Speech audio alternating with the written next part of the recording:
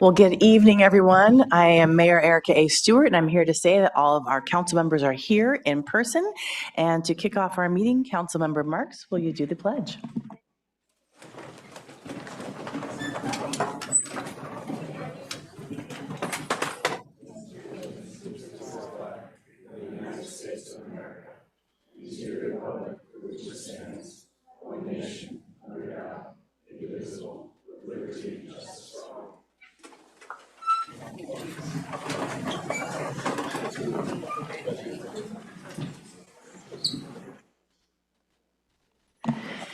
Well, thank you so much. We just finished a closed session. So, City Attorney, can you do the report out?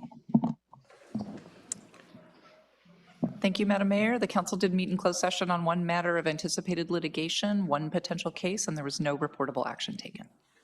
Thank you so much. So sometimes in the beginning of our meeting, we get to have some presentations or proclamations. We have 3 today, and we're going to start off with the National Drive Electric Month. Vice Mayor will be sharing the proclamation. And then Mr. Rands, if you want to join us up at the podium, or Ms. Albers, and we'll hear a few words from you. Vice Mayor. Yes, it's my pleasure to read this proclamation. So it begins with, whereas motor vehicles are a major contributor to the global climate crisis, with the transportation sector accounting for approximately 29% of all greenhouse gas emissions in the United States, the largest share of any sector. And whereas electrifying transportation is one of the most effective strategies to reduce climate pollution and protect public health by eliminating tailpipe emissions.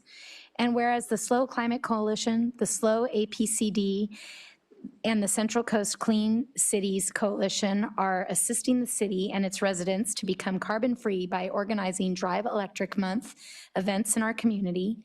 And whereas California continues to lead the nation with bold climate policies, including the mandate that all new passenger cars, trucks, and SUVs sold in the state be zero-emission vehicles, ZEVs, by 2035. And whereas the San Luis Obispo County on-road motor vehicles account for approximately 34% of nitrogen oxide emissions, a key contributor to smog and local air pollution, making the widespread adoption of electric vehicles a vital step toward improving air quality and advancing regional climate goals. And whereas the city of San Luis Obispo is committed to climate leadership and sustainability, as demonstrated by the deployment of 8 zero-emission buses, the expansion of electric vehicle charging infrastructure, and the development of safer bike lanes and pedestrian walkways. And whereas the city will continue to model its core sustainability values, leadership, collaboration, accountability, responsiveness, and fact-based decision-making as it advances efforts to combat climate change and build a cleaner, healthier, and more resilient future. Now, therefore, I, Michelle Shoresman, Vice Mayor of the City of San Luis Obispo, on behalf of the entire City Council, recognize National Drive Electric Month, observed from September 12th to October 12th, and encourage all residents, businesses, and visitors of San Luis Obispo to learn about and support the transition to clean electric transportation. And with that, I will walk up to the podium and give the Climate Coalition a few minutes.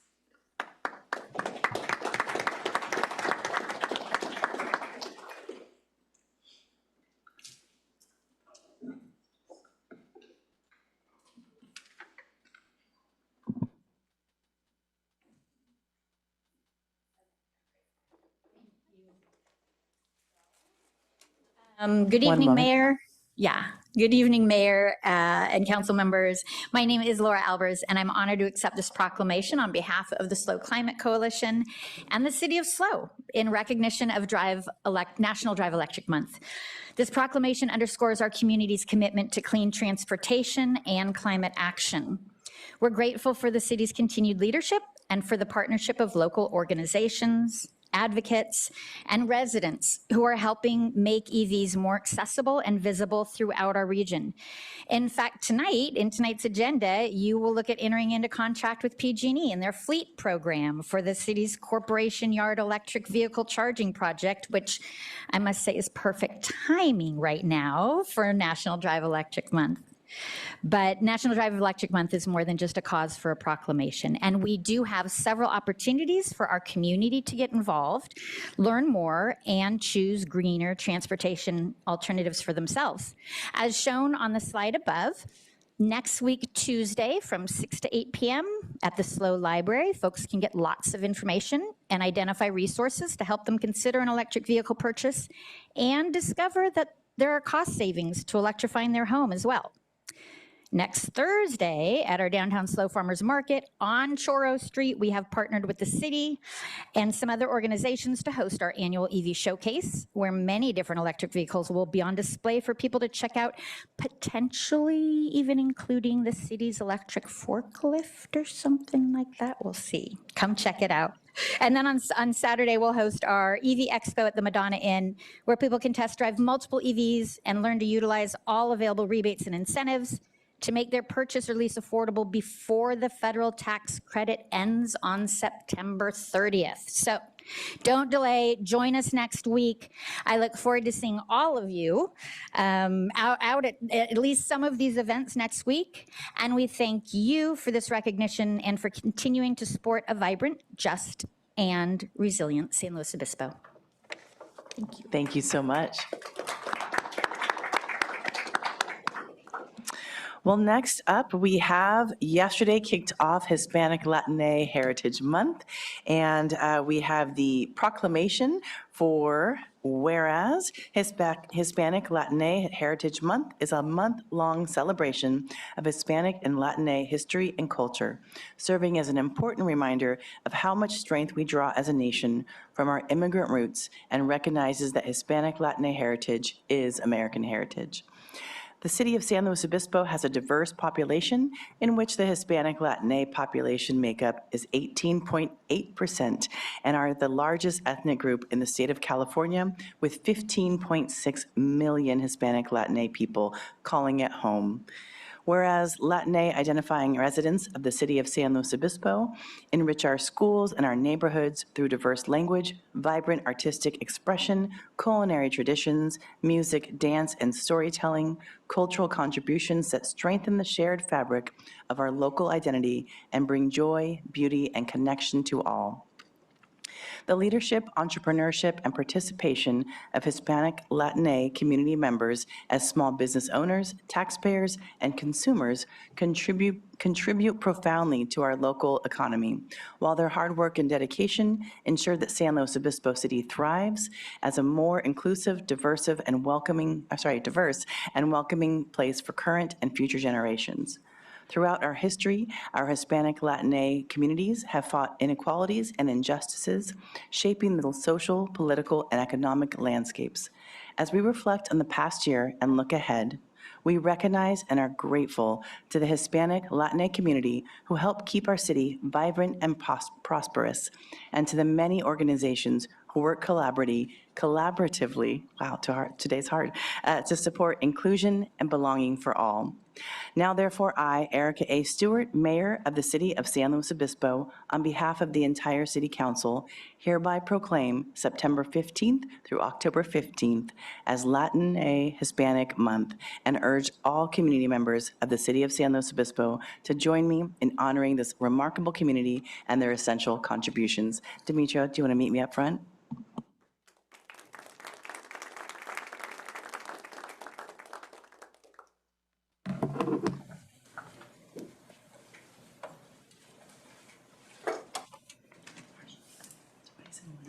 I'm honored. Thank you. There you go.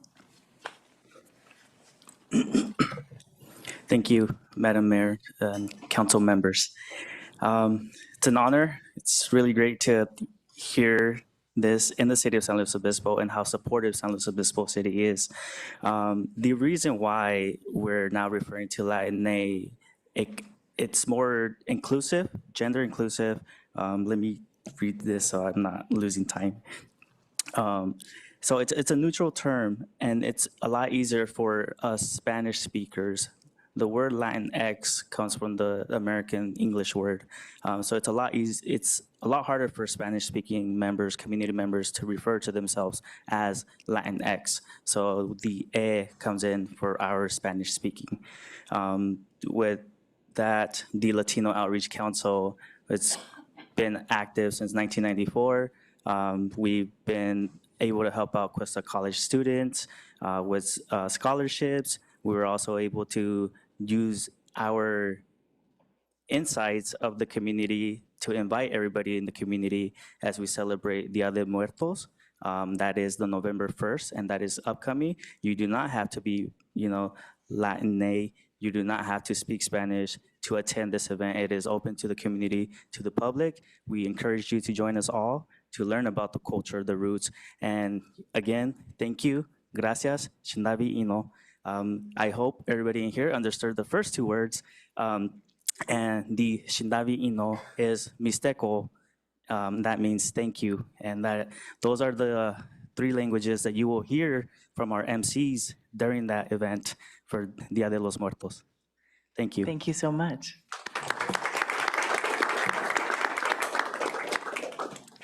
And our last, Sorry, we have a speaker card on that item. Oh, okay. Chelsea Reese. Thank you.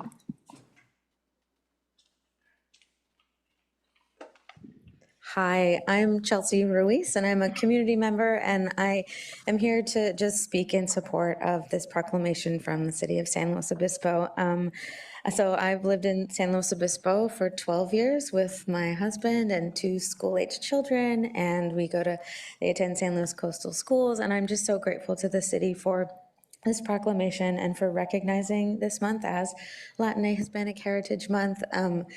These community members are part of our lives here, and I know that sometimes it can feel like they're living in the shadows, but I mean, there are principals and they're my kids' classmates, and they're my neighbors, and they're our friends, and they're business owners, and my story and my experience is not unique. These community members are not somewhere over there. They're integrated into our lives, and when we see federal policies that are targeted at removing those community members, I think we all understand that they can't be removed without ripping apart our entire community. They are interwoven into the fabric of our very community. And I'm just so grateful to the city of SLO for being so proactive and recognizing the contributions of this group of people into our community. And I just want to say that I support that. I am not Latin identifying. I'm not Hispanic identifying. I'm super white. But I think that it's beyond important and beyond critical that we are appreciative and celebrate people that may not have the same heritage as us. So thank you so much for doing this. Thank you so much. And last but not least, we have National Recovery Month, and I believe that I saw Amanda, where did she go? Oh, there you are. Sorrente, I'll meet you at the podium in a little bit as well. So whereas the issues surrounding mental health and substance use disorder recovery persists across the country, however, there is hope that the situation can improve by providing greater access to treatment for individuals with alcohol and drug use disorders. Recovery from substance use is achievable through effective treatment, enabling individuals to secure employment, own homes, and reunite with their families and communities. In fiscal year '24, Sun Street Center's residential programs served 162 San Luis Obispo men, pregnant women, and single women at their facilities in the city of San Luis Obispo, Salinas, Hollister, and King City. In our community, substance use disorder affects many individuals, but they don't have to face these challenges alone. Families are breaking the cycle of substance use and embracing recovery through support programs and counseling services. The men's residential program at Sun Street Centers in SLO provides clients with essential resources, structure, and support to achieve sobriety, empowering them for a successful recovery. Our community appreciates those in recovery, as well as the dedicated counselors and program staff who guide them toward a brighter future. This monthly campaign is focused on holistic well-being, with each week dedicated to a key theme: health, home, community, and purpose, to inspire meaningful growth in every area of life.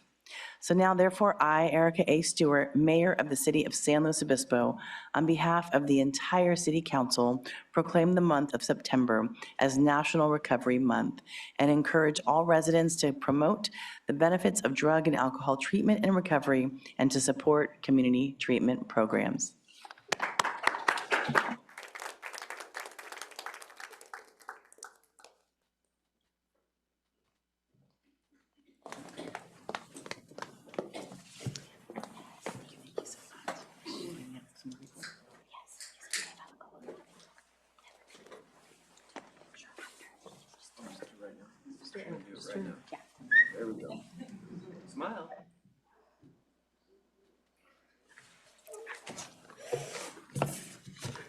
All right, good evening. Thank you guys so much for having us this evening. My name is Amanda Tarenti, and I am the Director of Sun Street Centers here in San Luis Obispo. I want to thank you guys all for acknowledging Recovery Month in the month of September. I believe that it breaks the stigma around addiction and just celebrates the idea that people can recover and change their lives. I too am a woman in recovery, and I have been in recovery for 13 years, and I opened this program 3 years ago with Sun Street Centers in San Luis Obispo. It's an honor and a privilege to be a guide for the men in my community seeking a different lifestyle free from substance abuse and active addiction. I know that right now we're only serving men in this community, and it's a really great start into opening up residential recovery services for those that cannot stop on their own. I have a few alumni from our program that have been successful and are now in recovery and active members in the community. And I really want to take this time to allow them to share from their experience what Sun Street Centers and a lifestyle of recovery has done for them. So I'm just going to let them speak for about a minute, if that's okay. Hi, my name is Michael Steele, and I am a recovering drug addict. I just want to express my gratitude to the county for recognizing September as Recovery Month, and also for having the resources in the county to take advantage of for people like me. The men's residential, the sober livings, the drug and alcohol, the mental health, all of those things have helped me. I know obtain, a length of current sobriety. I'm coming up on 3 years in a couple months, and that's the longest I've had. And the one thing that really made a big difference this time around is being able to do the work in the county that I'm from and that I live in. So I come and I get integrated with the recovery community and build basically a relationship with those people that are wanting to see everybody do better. I'm super grateful for Sun Street. It's been a huge stepping stone in my life. I've received, my family back, toys back, all those things, but I've actually found a purpose in my life and a way that I can use my experience that was looked at as negative now as positive to help other men. And sometimes my friends that I was out there doing that stuff with obtain to get into recovery and change their lives as well. And so it's something that's very special to me, and I don't think it would have been possible if I, first wasn't willing to do the work, but also take advantage of the resources that the county has available. So thank you.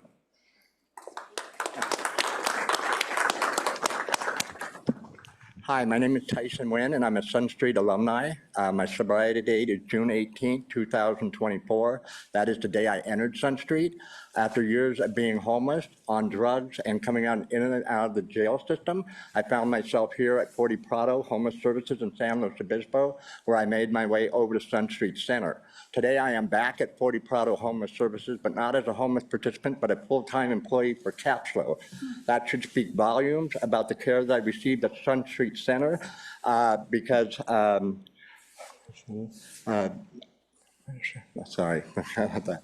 And because you know what, 40 Prado hasn't changed, the world hasn't changed, I changed. And I changed the day I walked into Sun Street Center. Being a part of their alumni services allows me, especially by leading by example, Mr. Steele, we basically with Sun Street Center, being alumni, we basically encourage the next person, and that helps us stay stable in our sobriety. So I just want to thank Michael Steele. I'd like to thank Amanda Tarenti for the care that I received. Very nervous. But thank you very much. I just want to thank you to San Luis Obispo.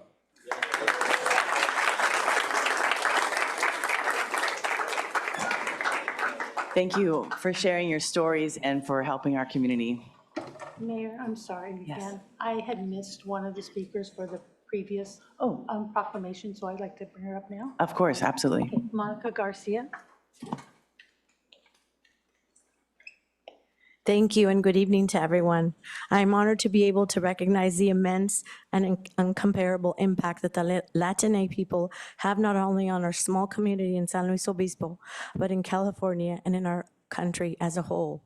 We find ourselves at a time where there have been attacks on members of our community simply because of their legal status, the color of their skin, the language that they speak, or the job that they hold. As Latinos, our communities are built on family, faith, strength, resilience, and love.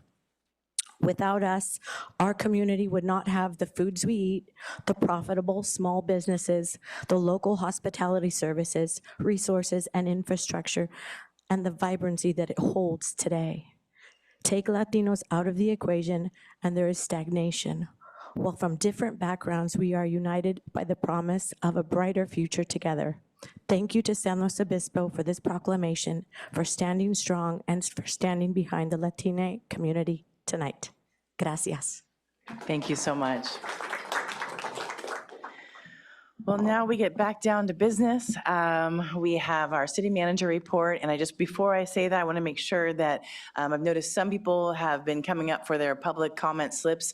If you still have public comment and you'd like to speak later on today, whether it's off the agenda items or something on the agenda, either right outside or right here with the city clerk, there's a little slip of paper you can put your name on and your subject that you'd like to speak on. So without further ado, City Manager, I will pass it on to you for your report. Thank you very much, Madam Mayor. We have a few items to go over this evening just to make people aware of what's going on in the community and a few things coming up at our next City Council meeting. So I want to start things off with a couple of items related to public art. So first, we have a survey open for a brief window here through September 30th. Please go to slowcity.org/publicart where you can take the survey. Part of what we're doing here is trying to get some input on our public art logo. So for anybody who's not familiar with our public art logo, if you take the survey, you will be, and please check it out and give us some input into the process we'll be undertaking to kind of revamp things. It only takes a few minutes, and again, it's open through September 30th. Our collection of 140 murals, sculptures, and installations highlights our local talent, celebrates culture, and adds to the unique character of our city. Refreshing our SLO public art logo through this community-driven process will help ensure that our program's visual identity reflects the energy and creativity of the arts in San Luis Obispo today. So please check it out and help participate in this process. Our next public art related item is an event happening very soon, coming to a community room near you. That is tomorrow from 6 to 7:30 p.m. There is a free art lecture happening at our community room in the library, again from 6 to 7:30 p.m. Please come and hear from Robin Smith, who is an award-winning artist, documentary filmmaker, and works in the visual media for both stage and screen productions. You can hear about her experience as an artist, ask questions, and really just participate in getting to know her and her work. And really thanks to, this is an event put on both by the city in partnership with SLO County Arts. So please check it out. She'll also be showcasing her pen and ink drawings and prop process for both stage and screen. So anybody interested, please come check it out. Our next reminder is that we have our 8th annual September Scramble happening soon as well on Saturday, September 27th. This is a family-friendly event that's geared toward ages 5 to 13. Doesn't stop there. We know we have a lot of folks participating outside of that age range, at least to come help cheer people on and really see exactly how muddy everybody can get. I know that's always part of the process. This is held at our Laguna Lake Golf Course. There will be over 20 different fun and challenging obstacle amenities that are designed for ages 5 to 13 years old. You can pre-register to ensure you get a t-shirt to take home. And for more information, please visit our website at sloparksandrec.org or give a call to 781-7300 if you have any questions. We next have an update on our 2025 paving project. It has officially kicked off as of just a couple of weeks ago. This important project includes pavement rehabilitation on Tank Farm Road between Broad Street and Wavertree Street and on Sacramento Drive. There are also construction or reconstruction of 27 curb ramps that will improve accessibility and compliance with ADA standards, and refresh striping on Madonna Road, Prado Road, Broad Street, Tank Farm Road, and at the intersection of Santa Rosa Street and Mill Street. Again, construction officially began on August 25th, and we're making our progress toward anticipated completion in December, so you'll be seeing us do road work in those segments for the next few months.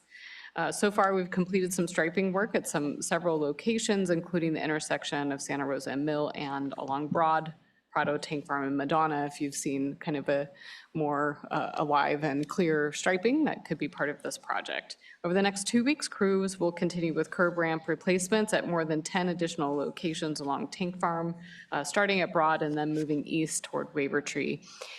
A lot of this information and details about this project and other construction projects that the city has going on is available at our Slow in Motion website, so slowcity.org/slow-in-motion.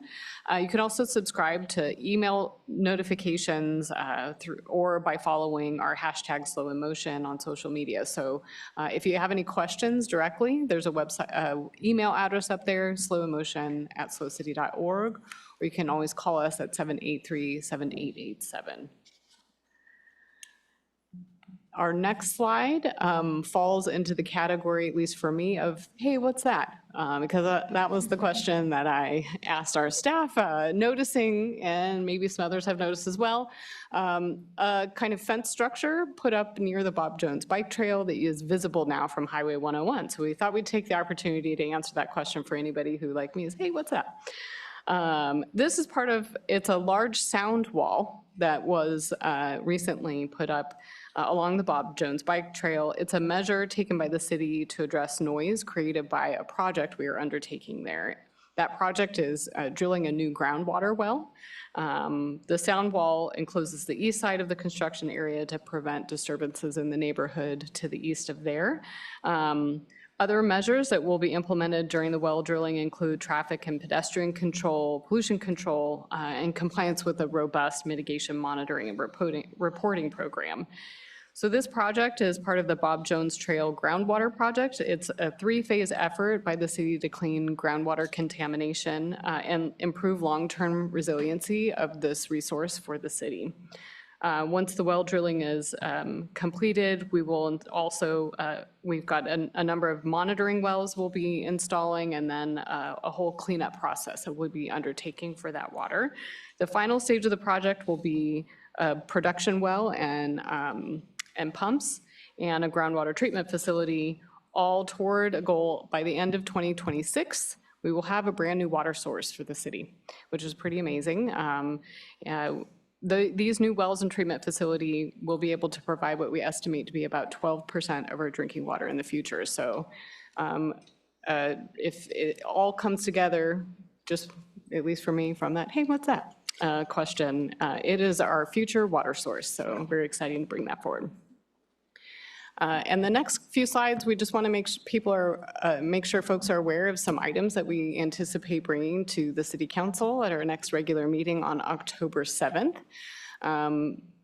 These items here will be on the consent. One will be an update to our economic development strategic plan, which we do annually. The next is the next step for us to complete an additional infrastructure improvement at the South and King crosswalk. So the intent there is to install an overhead traffic signal like we have on Broad Street to increase safety at that intersection. It'll be very crucial. Want to highlight where our pilot express program with the city of Santa Maria, we need a little bit more time on that contract. It was going to be on this agenda, but we've pushed it to this one. We also anticipate bringing some cleanup changes to our fee schedule. The reason is really to address a few items that we've noticed we needed to address, and the result of these changes will be reductions in fees in a few categories. So if anybody's curious, those will be on the agenda really to help smooth some things along and really address literally a missing footnote somewhere that we needed to include. And then our public hearing and study session items include our annual report for our Tourism Business Improvement District, and then a good lengthy, I think, in-depth conversation about our defensible space program and wildland urban interface codes. So all of this is related to building and fire code updates that are part of a normal process, but they will have a lot more impact and importance in our community because of the impacts to our fire hazard severity zone map that was adopted in June. So we'll be talking a lot about what defensible space means, including how it shows up in the new WUI code. For anybody, you'll hear a lot of that acronym and a lot more of that out in the community, as well as we all have to come to terms with what that means for our homes in those areas. And with that, I'm here to answer any questions, of course. Great, thank you so much. I feel like a future podcast of, hey, what's that? I have that question for Director Tway often. So yeah, I know we have some newer links on our website that answers some of those questions, so thank you. Any questions from council? Okay, seeing none, we will move forward to public comment for items that are not on today's agenda. So if you have any items that are not on today's agenda, this is the time.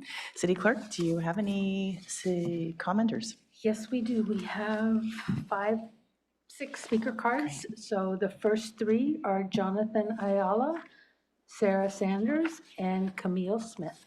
Great, I thought I would just give a little bit of info about how we run public comment. I know that through proclamations and presentations, we get excited and we clap. But during our public comments, we don't do boo or clap. We just kind of do the yay or no silently so that you can still share your input with us. We see you, but at the same time, helping the speaker be able to stay within their 3 minutes and speak to them and have their freedom of speech. So thank you. Jonathan?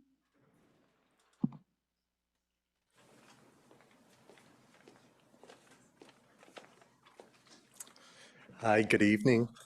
Okay, so it'll be short and sweet, but good evening. My name is Jonathan Ayala, and I moved here to San Luis Obispo from Washington, D.C. last year with my partner.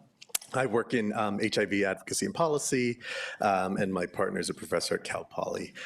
We are also renters in our lovely town here, and I am a new member of SLO Tenants Union. And so the SLO Tenants Union has 3 goals that we want to help the city accomplish.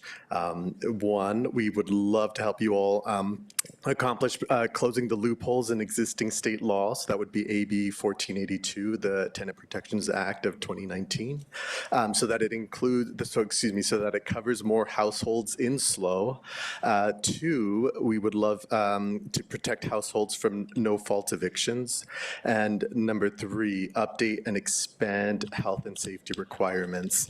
I know that housing and tenant protections will be covered in upcoming meetings. And so I'm here as an individual to let you, and a voter in this community, that we love that you all are taking renters and tenants issues seriously. There's 61% of us renters in this town, so you all have a lot of momentum and enthusiasm to do some good work on this, and you have people who want to help you do it.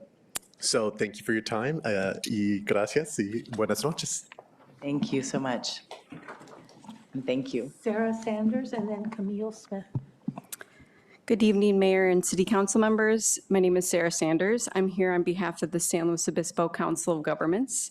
SLOCOG will be hosting 6 community workshops this September and October to engage with residents about the Local Roads First initiative, a potential countywide transportation measure that may appear on the November 2026 ballot.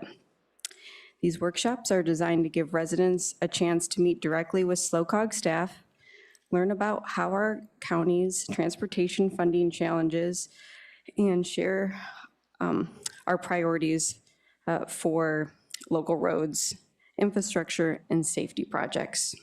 5 sessions will be held in person across the county, and one will be hosted online to make participation easier for everyone. We know that road maintenance, safety, and long-term transportation planning are concerns that affect every community in our county. Local Roads First is about exploring how we can invest in these needs together with dedicated local funding that stays here in San Luis Obispo County. We encourage our community members to attend a workshop in their area or online and share their perspectives. Input from residents is critical to ensure that the initiative reflects the real needs of our local communities. There are 2 workshops held in the SLO area, Saturday, September 27th, 1 to 2:30 in the public library in the community room, and Wednesday, October 8th, 2 to 3:30 at Cal Poly's Union in room 220. So thank you for your time, and we look forward to hearing from your residents on these at these upcoming workshops. And for more information, please visit localroadsfirst.com. Thanks. Thank you. Camille Smith, Lisa Jouet, and then Garrett Philbin.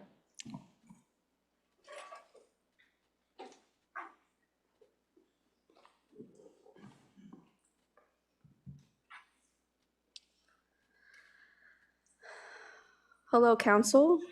My name is Cami, and I'm speaking on behalf of myself and my partner, Jasmine. I grew up in Atascadero, and Jazz grew up in Los Angeles, and together we've lived in Monterey and New York City. From New York City, we moved into a small home in San Luis Obispo that my parents owned. When they needed to sell, we had to search for a new place, right? So we are very deeply grateful for the home we eventually found, but the housing process left me with a deep sense of panic.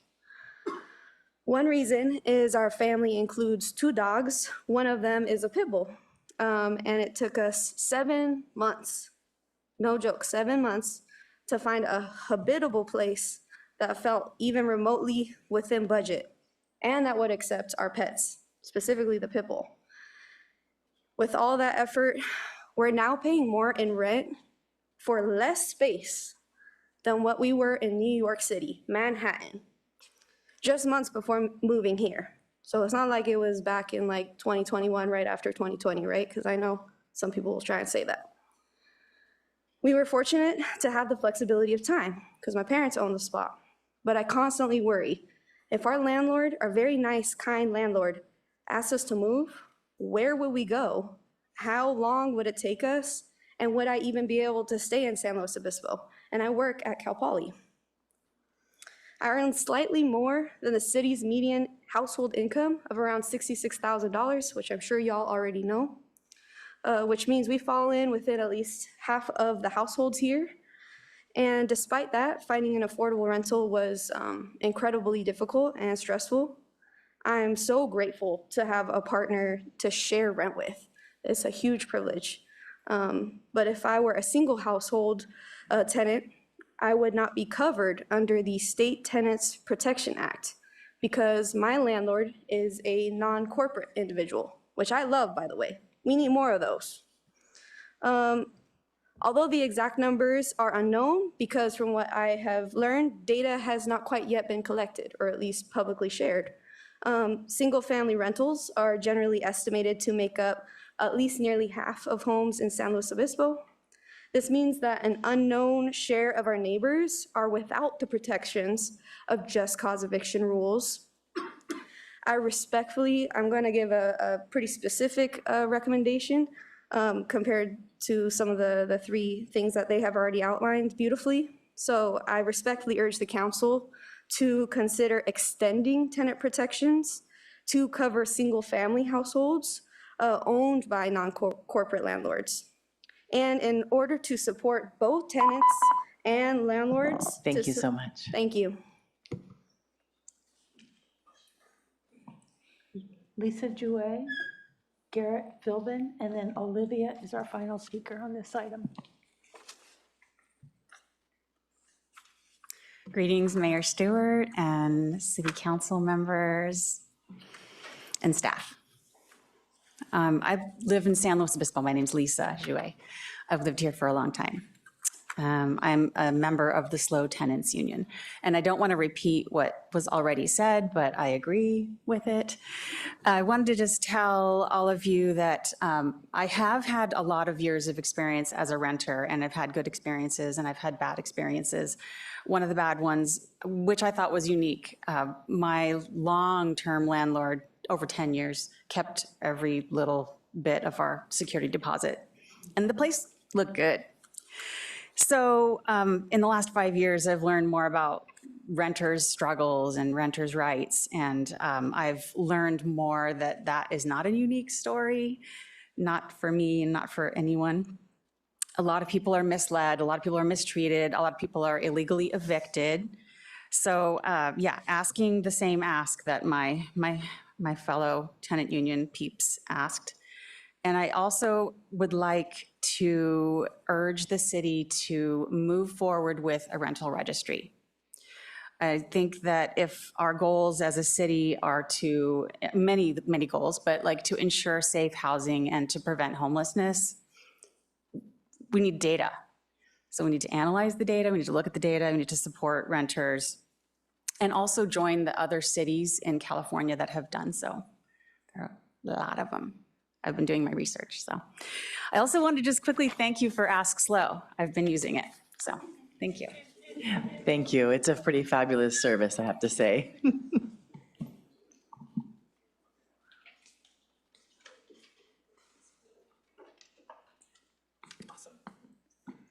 Thank you to Mayor Stewart, council, and city staff. And I'm Garrett Philbin, and this now sounds repetitive, but I am with the SLO Tenants Union. I wanted to first go on the record and say pit bulls are very cute. I think that's important, and I love them. Second, we want City Council to know how much we appreciate the time that Community Development Director Tway and her staff have spent with us over the past week or so. We really appreciate the Council's commitment to ensuring safe and stable housing for everyone in the city. In addition to mobilizing renters and meeting with staff, we just want Council to know that we are also working to actively engage with other stakeholders in the community, which is really important as we're looking into different options. So last week, we had a very good and candid discussion about rental registries with the SLO Realtors Association. We identified several areas where interests align and, of course, some areas where they may not. But we agreed that safety and habitability are principal concerns for tenants and property owners, and that we need more effective compliance enforcement for bad actors, and especially for neglectful owners who allow their property conditions to deteriorate to the point where surrounding values are impacted. We all agreed that we should continue the conversation and find more ways to bring more voices to the table. We thank the city again for prioritizing protections for us 61% of renters here in the city. So thank you all so much. Thank you. Our final speaker is Olivia.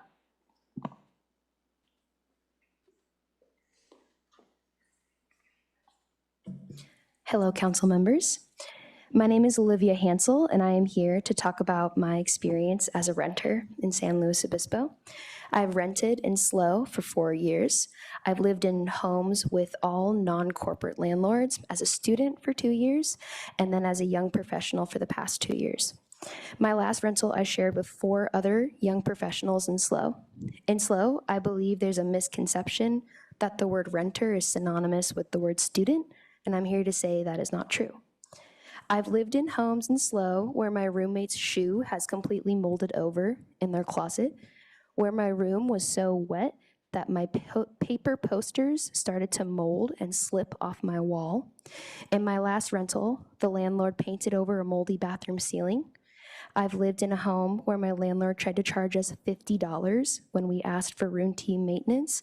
This maintenance was done by a landlord's family member, and that was pretty impactful for me because I was working at a nonprofit for $23 an hour.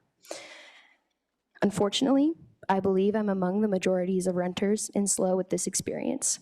I'm here to ask the City Council to take these actions for tenant protections, close the loopholes in the existing state law for AB 1482, the Tenant Protection Act of 2019, so it covers more households in SLO, protect households from no-fault evictions, and update and expand health and safety requirements.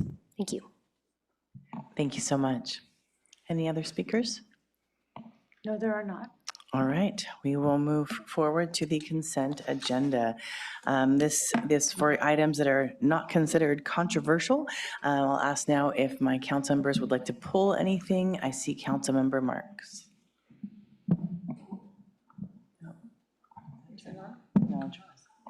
Thank you. No, I don't wish to pull anything, but I do want to say that item 6C, the lease amendment number 3 with City Farm Slow, I am not going to recuse myself from that item. My husband does work on the board, but it's totally non-paid, he's volunteer. And I believe I can be fair in terms of voting on this item. Thank you. Thank you. Vice Mayor Shorsman. Yeah, I'd like to pull 6E just for some quick questions. Got it. Thank you. Councilmember Francis. Just going to pull 6E, so we're all Perfect. set. Easily done. So it looks like if you want to go ahead and pull 6E now and go ahead and ask your questions, Vice Mayor. Yeah, we received some email correspondence from members of the community. I think my specific questions, some of them were answered in agenda correspondence, but I wanted an opportunity to just ask them verbally here with others able to hear the answers. But mostly my questions are about the bike and pedestrian infrastructure that is supposed to be included in that development, the entirety of the Avila Ranch development, and when those phases will begin with the proposed changes in language, and then also questions about flooding and water management. City Manager, did you want to answer that? Or will you pass on to Director Toy? Director Toy, perfect.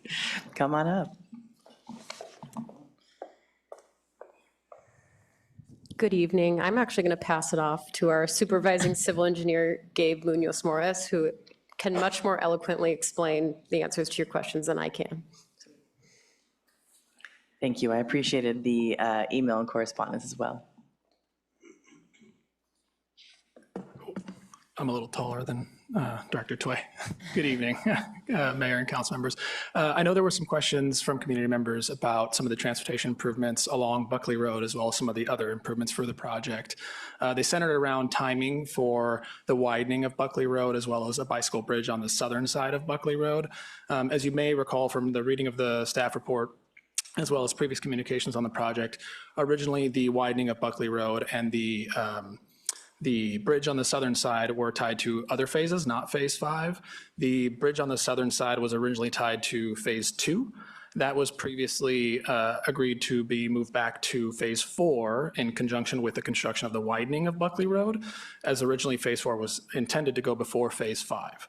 The developer now has requested to reorder the phases and go with phase 5 before phase 4, which is why staff has negotiated updated timing triggers, is what we call them, for those improvements to require both the widening of Buckley and the bicycle bridge on the south side of Buckley to happen concurrent with phase 4 or 5, whichever comes first. That helps keep the intent of the timing trigger by allowing for the modification of the phasing. It means that it doesn't all push back to phase 4 if that now comes later.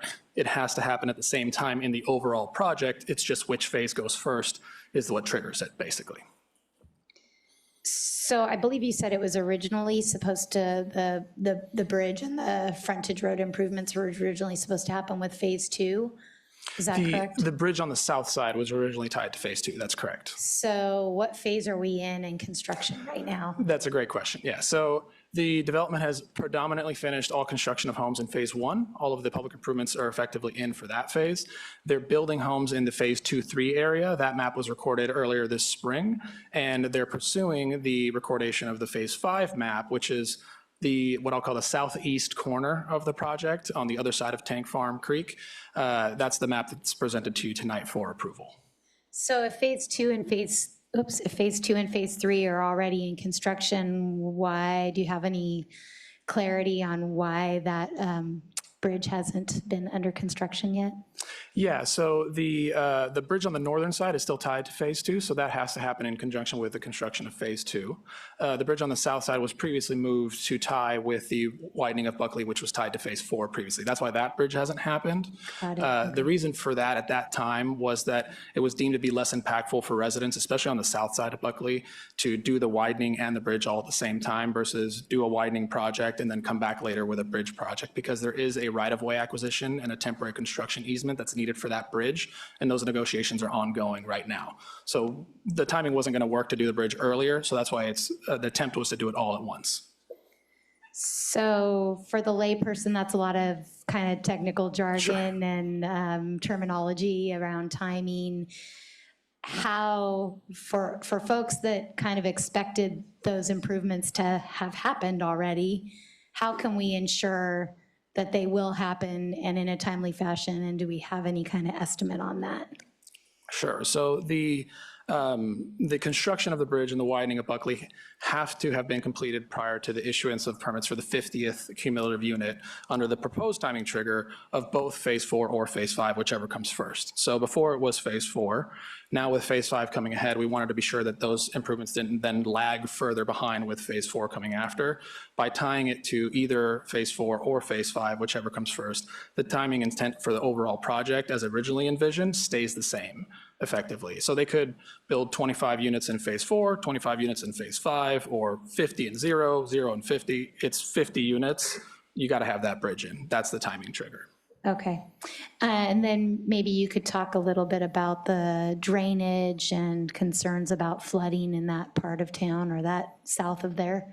Sure, yeah, happy to. So the engineering division oversees drainage and grading for the community development department. There are concerns about the impacts of the overall Avila Ranch site on drainage in that southwest portion of the city where the East Fork Creek meets the San Luis Obispo Creek. It's a known drainage issue. There's a capacity constraint, and the city and county work together through the Zone 9 to manage that area. The county has some extensive modeling they're working on and that have done for that area to ensure that any development that happens doesn't create a negative downstream impact for drainage.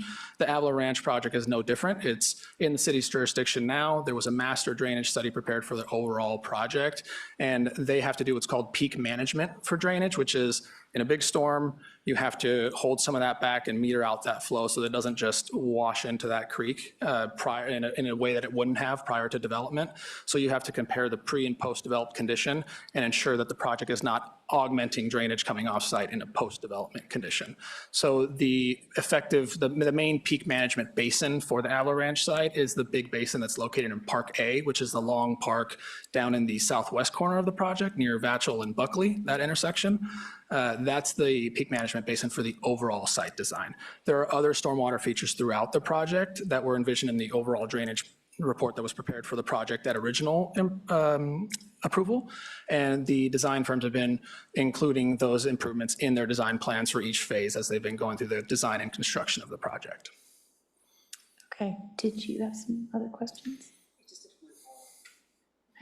Great. Can I just ask real quick, as you mentioned with the basin on Vatchel, so with the 23 storm, would what is in the map proposed hold what poured out of the sky at that point in time? Sorry, I'm like, that's a really weird way to ask it, but So does if it I'm have the understanding- capacity to hold what the 23 storm provided?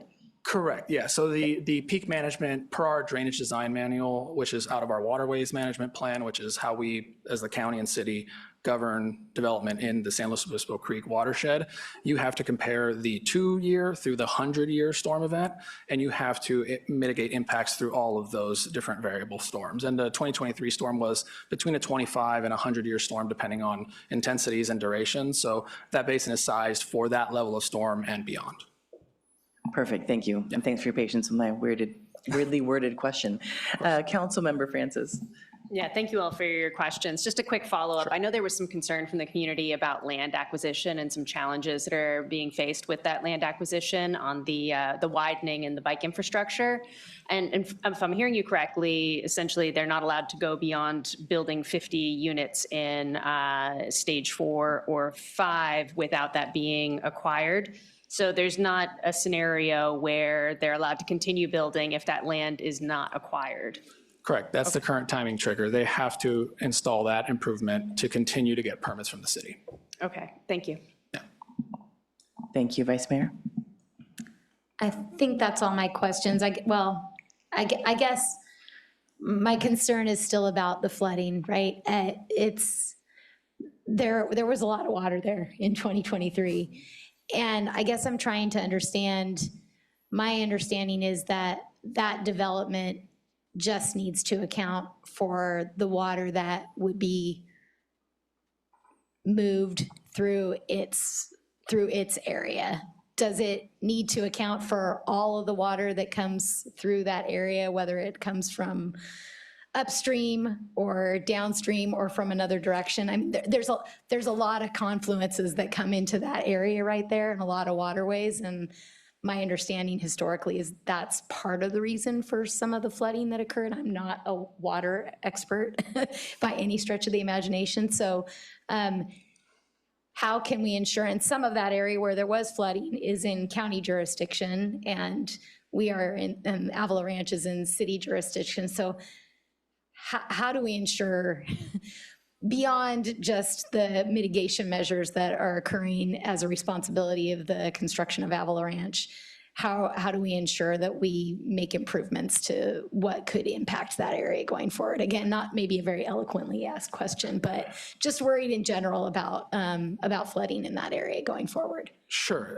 There are a couple points there. I'll try to hit on a couple of them. So in 2023, a little bit technical, but the FEMA process, it's a two-step process. If you want to take a piece of land and develop it, the applicant has to go to FEMA and ask for what's called a conditional letter of map revision, or a CLOMR. They have to basically say, this is how I'm going to grade this area. I'm going to raise these areas up to provide housing that's outside of a floodplain. I'm going to add this capacity in the creek so water will stay in there. And they have to document that to FEMA. FEMA has to approve that. And then ultimately, once they've done the grading, they've built the improvements that'll facilitate that happening and the reduction of the special flood hazard area over a piece of land. Then they have to go through the second step in that process and go to FEMA for the letter of map revision, or the LOMR. The phase 2-3 area of Avila Ranch just had the LOMR become effective in July of this year. So there's already a change condition at that part of the project site from what it looked like in 2023, which will help with water moving through the site, because in a pre-graded condition, the site was going to take water from the northern site boundary and convey it through the way that the site did in an ungraded and unimproved condition, right? So now already that site is going to convey water through Tank Farm Creek in a way that it did not previously. They also are in for they're going to apply for the letter of map revision for the phase 4 and 5 areas. Those areas were also graded under the mass grading for the project site that mass graded the areas 2 through 6. Originally phase 6 was its own standalone phase. It's now included in phase 4 and 5. So they've got that same conditional letter for that area. They're going to now pursue the second step with FEMA for the final letter of map revision in the next, I'd call it 12 to 18 months, right? So that's just to say that the site will function differently at build out than it did in 2023 because it wasn't fully built out. Similar things have been done for the San Luis Ranch development or other major developments in town. You have to modify the site and FEMA has to sign off on that. To the point you made about water coming through the site, the way we require drainage design per the DDM and per the Waterway Management Plan, and that's both county and city, again, because we work collaboratively through Zone 9 to manage development holistically, is the development has to prepare a drainage report, not only that looks at water that falls out of the sky right on the box that is the piece of land that you're developing, but also any water coming onto that piece of land from a neighboring property, an uphill property, and also what you're doing downstream of you. So the Avila Ranch drainage study has to take into effect any water coming onto the property, any water landing on the property when it rains, and what all of that water is doing off-site. So to your point, there's jurisdictional boundaries. So we've been in close communication throughout the project development as city staff with our partners at the county to ensure that that East Fork confluence and San Luis Obispo Creek confluence aren't negatively impacted by the Avila Ranch site, but they also have improvements in the Avila Ranch site development plans to convey stormwater from northern properties that do historically drain on, south onto what is now the Avila Ranch project. They have to convey that stormwater through the site as well. I think that answered the major points, but happy to follow up. Thank you so much. Yeah, you clarified, what the developer is responsible for taking care of and how it's going to improve going forward. So I appreciate that. Thank you. I think that's all my questions. Great, thank you. Well, without further ado, do we have any public comment on the consent agenda items? We have 3 public comments on item 6E. Okay. Our first one is Leah Brooks, then Kathy Borland, and then Kim Stickler.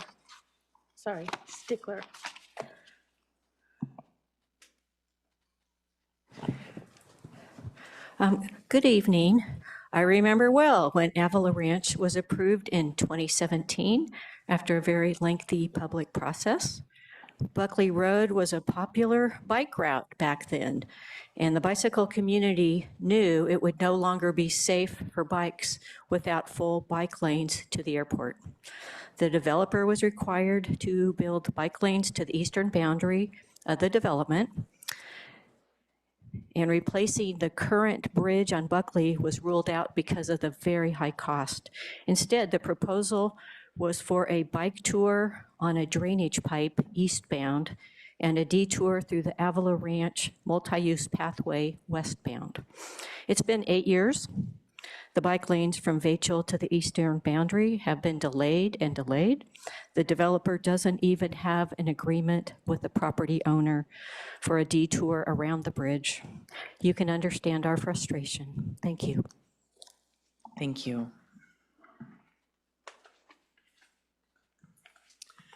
Good evening, council members. My name's Kathy Borland. I don't know most of you, but I used to be here all the time. I represent Preserve the Slow Life, who actually filed a lawsuit with Avila Ranch for the purpose of the flooding issue. And we got a settlement out of that, which has now gone into improvements for Buckley for the county. But as a result of that, I attended the Zone 9 flood advisory meetings for 6 years to make sure that they would follow up with our flooding issues. And we thought we were pretty okay until we saw this drainage pipe go in a couple months ago. We all kind of freaked out. Now, I know you just heard a very technical explanation. I can tell as a resident, I've lived on Buckley for 42 years. We have watched the flooding over the years. We never complained because we just went around it. So nobody was even aware that it flooded as much as it did. So my big concern about the flooding is I've talked to Dan Garson, who's the developer, and it's like you can tell me all day long that you're going to contain the water that falls on your property. But when you hardscape however many acres it is for 750 houses, you just lost a ton of percolation. And that water's got to go somewhere. So anyway, our concerns continue, and I'm glad, Michelle, that you asked those questions. Now I got to go to the bike, because I'm actually speaking for 2 people, if I can give another minute. Kim's freaked out. She doesn't want to come up and speak. So we have Reese Jensen here tonight, who is the executive director at Sun Foundation, which is the property that they need to acquire to get the road widening in this bike path in. Those negotiations have been going on for, I bet, 5 years with no result. And one side says the other one's not negotiating in good faith, and the other side says the same thing. So it's he said, she said. My opinion is the city has got to get involved in this negotiation, because what I fear is what Leah said, that they're going to come to you go ahead and approve map phase 5, and then they're going to keep kicking this can down the road, and then they're going to finally say, you know what, we can't get the property, so we can't do these bike lanes, i.e. Prado overpass. I don't think we're ever going to see a Prado overpass, and that was promised, and that is our concern. And so I think a agreement. Thank you, Kathy. Written agreement needs to be done. Thank you so much. You sure?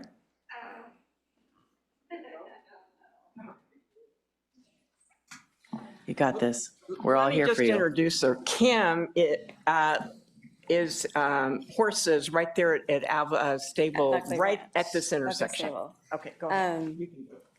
So my concern is the new levee that they're putting in, and it goes right into, they've cut into the creek. And at our place, the two creeks meet. And when we flooded, I was in water to my chest, moving horses. That water is gonna come. I don't care how much they hold back, they're not gonna be able to hold back. Buckley is gonna flood twice as fast, no matter what. That levee that they've cut into that creek, that's the shallowest creek there. It's the first creek. Buckley Road is gonna flood twice as fast. It can't hold that water. There's no amount, they are gonna have to dig a pond or I don't know how deep to hold it. And there's no way we're gonna flood. And I know I'm at the butt end of everything, but that ranch has been there 100 and some years. And San Luis Obispo is in a flood zone, not just Buckley Road. All of San Luis Obispo is in a flood zone. We're in the middle of the mountains, downtown floods. So not just Buckley Road. And the more they build, the more they put out there, the more they build into the creeks, everything's gonna flood. No matter how many catch basins they put, it's not gonna hold it. And we can't go in the creeks and do anything. How can they go in the creeks and cut holes in the levees and put water into it? And especially in the shallowest ones that we can't do anything in. So Caltrans is gonna flood, my driveway is gonna flood, and that's gonna be the end of it. So that's all I have to say. Thank you so much. Do we have any other speakers? No, we do not. And do we have any other speakers on any of the other consent agenda items? No, we do not. Okay, just making sure. We're just doing 6E. Councilmember Marks. Yes, I would like to move the approval of the consent agenda. All items? All items? Well, everything except 6E, I think we should take, it's up to you. I think we Okay. should take a separate vote on E6E. I'm fine with that. I just wanted to make sure which thing. Oh, Okay, so this is a motion, Councilmember Marks is a motion for all items other than 6E. Is there a second? Councilmember Francis? Yeah, I can second that, and then I have follow-up questions on 6E. Perfect. Can we have roll call for everything but 6E?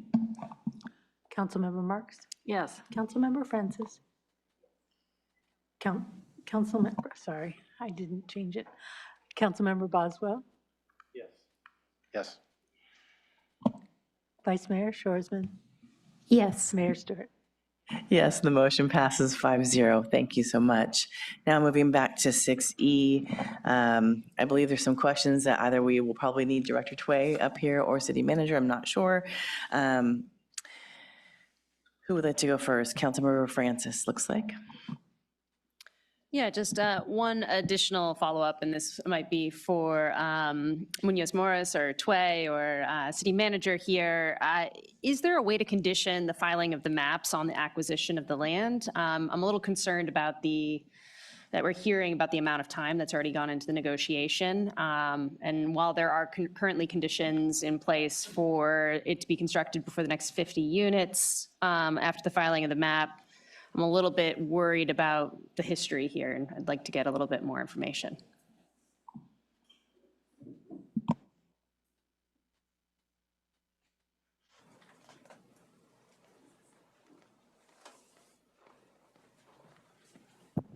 Apologies, it's a bit of a walk.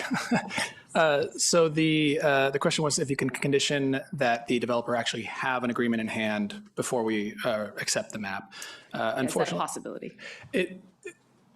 You can condition that they build an improvement. You can't necessarily condition that they have an agreement in place. As also for the acceptance of a final map, like the item that's before you tonight, it's actually very strictly governed by the Subdivision Map Act, which is a state act that requires that unless this map is non-substantial conformance with a tentative map, map that was submitted for the project, or there's a failure to comply with the conditions or build them out by the developer, that the council effectively has to approve a final map if it's in conformance with the tentative map. So the map right now that's presented to you has been found to be in conformance with the tentative map, so we can't go back now and add a new condition or change the approval of the tentative map. Okay, so just to make sure I completely understand, we could say that the entire improvement needed to be constructed first, but we couldn't say that they needed to have an agreement in place to acquire the land in this example. No, you can condition the improvement and you can add a timing trigger for that improvement. That's correct, yeah. Okay, thank you. Yeah. Which has been done. And I just want to add, I understand I'm hearing concerns about timing. I would say the solution that staff came up with in our negotiations with Avila Ranch, I think is a very effective solution in my experience. So tying it to a specific number of units, I believe will compel the developer to figure out how to move forward. In my past experience, when there is a drop dead and they can't move forward with building, that really helps them find a solution quickly. So I feel confident that this is a well thought out solution to this issue. So the current timing triggers that we have in place kind of are the best case scenario for ensuring that this infrastructure gets built out with where we are now. With where we are now, because it wasn't specifically addressed in the original maps. So to Gabe's point, I mean, we have what we have at this moment, and this does comply with the tentative maps that were submitted. And forgive me, maybe one more question. No, actually, I think I'm good. Okay, if you need to come back, let me know. Vice Mayor. So essentially, I'm just going to dumb this way down. In the agreement, in their development agreement now, or what we're changing the language to be, if they can build, I don't remember what the number is, 25 or 50, they can build 50 units, then they literally cannot get any more building permits if they haven't built the infrastructure. Yes. Okay. Was that what you were going to ask? Okay. Still concerned about the flooding, and also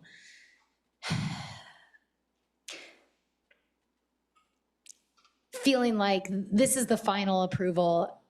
I guess I'm not understanding why we're able to make the small tweaks that we did make, or that we're proposing to make, when if the map's not in substantial conformance with the tentative tract map, it feels like we have to approve this map.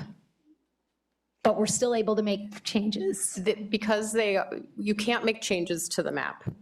Not to the map, but to the conditions. Because they're asking to move the phases around, this staff negotiated with them to make sure that we are still getting the things, infrastructure-wise, that were intended, if that makes sense. Okay, I think I understand. Thank you. However, if after the additional 50 that they would currently be building with this approval, they could choose to say, that was enough, and they don't need to move any further, right? Or does that not work out money-wise for them, and you believe this makes sense to go They in this? could. I would be highly surprised. We have had many talks with them recently about how serious they are about moving forward, and they have other phases and required affordable housing that has yet to be built, which is required in the development agreement, and so they would not be fulfilling the requirements of their development agreement if they didn't move forward with that portion. Okay, we've just seen some other concerns with that, so I don't feel 100% confident, but okay. City Attorney. I just wanted to add, we have more assurance in the development agreement arena than we normally do with just a tentative and final map that they will move forward. So it is always a risk that you can get a map approved and not build to it. So we have greater assurance here with the triggers. And in terms of, I think, Councilmember Shoresman, your question seems like we can add some conditions and not others. I think and Gabe or Director Tway can correct me if I'm wrong here. the modifications that were requested in the sequencing of the maps compelled some reordering of things to ensure that these final maps as now proposed with this phasing were in substantial conformity with the tentative map. We cannot add new conditions. We can make sure that we are receiving and that this map as requested to be recorded now is in substantial conformity, but there are no new conditions. There are requirements to ensure that the overall conditions are met and that the phasing is in substantial conformance with what was originally proposed. Thank you, that makes sense. And going back to the flooding, as we talked about, Caltrans, we all remember that in '23. And I guess my question would also be, with the work that we're doing, we as the city are doing at South Higuera, I'm guessing that also helps with that flood mitigation as far as back to when you were describing on, around, I feel like I'm in an English preposition class, but as it's going further down to South Higuera and Madonna area, that was where we saw a lot of the flooding mitigation could help with that in the future. Is that correct? I'm going to answer as much of that question as I can, and I may kick to our city engineer, but the work that's ongoing right now in the what we call the mid-Higuera area, so Higuera from Madonna up to Marsh Street Bridge is much needed and overdue. It's been in the waterway management plan as a needed improvement for a long time, but you cannot conflate that to create the capacity that we need in that corridor.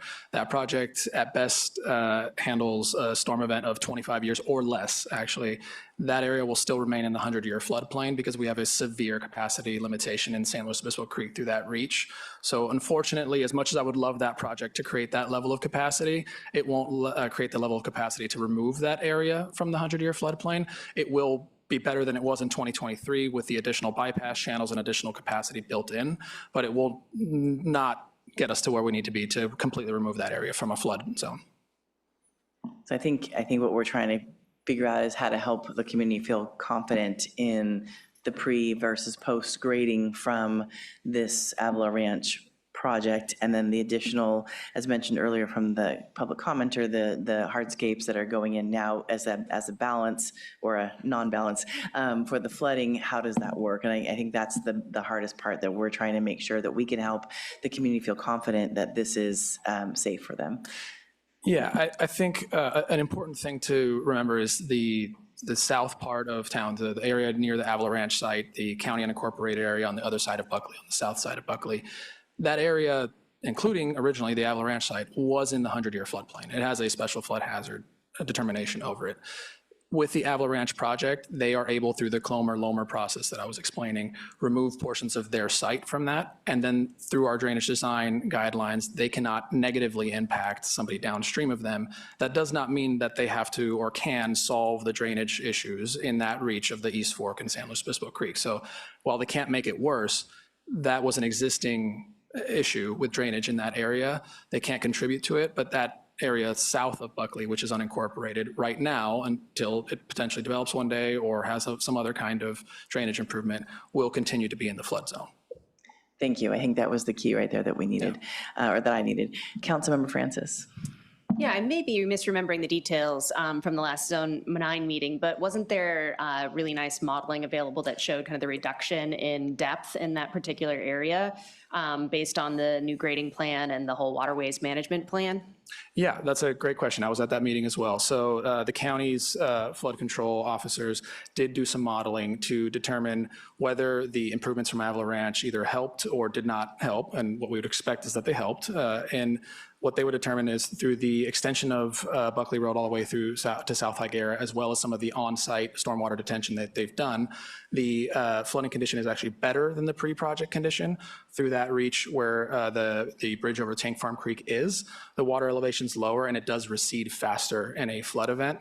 Of course, like I said, it is still in a flood zone, but it is better than it was previous to the project. Well, I know that modeling is fairly new, and I'm wondering if, obviously that was a public meeting, but kind of one of those ones that kind of flies under the radar. Is there any way to maybe make it more publicly available to folks living along Buckley, make some outreach to ensure that folks feel obviously things aren't perfect, but that there is some improvement to what's being projected in that particular area? Yeah, I'm not familiar with any outreach the county has done in the unincorporated areas, but it's definitely something we can take back and talk to our partners at the county about getting the word out about that. Another thing that was actually discussed at the Zone 9 meeting that comes to mind that's good to mention is the county, through Zone 9, is applying for funding to actually do additional modeling of that area of the watershed to better understand how flooding happens, where the impact areas are, how the structures crossing over the different creeks are impacting all of that. So they are going to be doing even more modeling, so I think a communication strategy is warranted. We could definitely talk to the county. It'd be awesome if we could get our partners to do a little outreach down there. Sure. Quick follow-up, and this might be a truly unfair question, but just based on the pace of things so far, and this is completely outside of our hands, but do we have any projection of when we think we might reach that threshold point where the infrastructure might start to be triggered?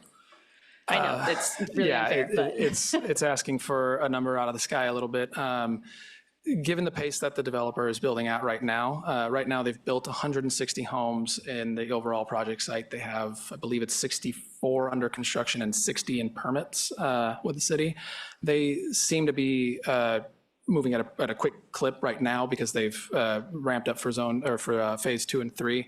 I would estimate that it's probably 12 to 24 months for a lot of the improvements that need to be built for phase 5, and then ultimately model homes and housing in phase 5.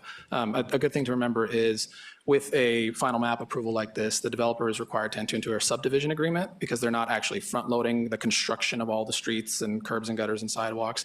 They actually have to bond for all of that. So they build all that out first and then go to model permits and ultimately then home construction. So it's quite a process to get there. Thank you for humoring my unfair question. Thank you, Vice Mayor.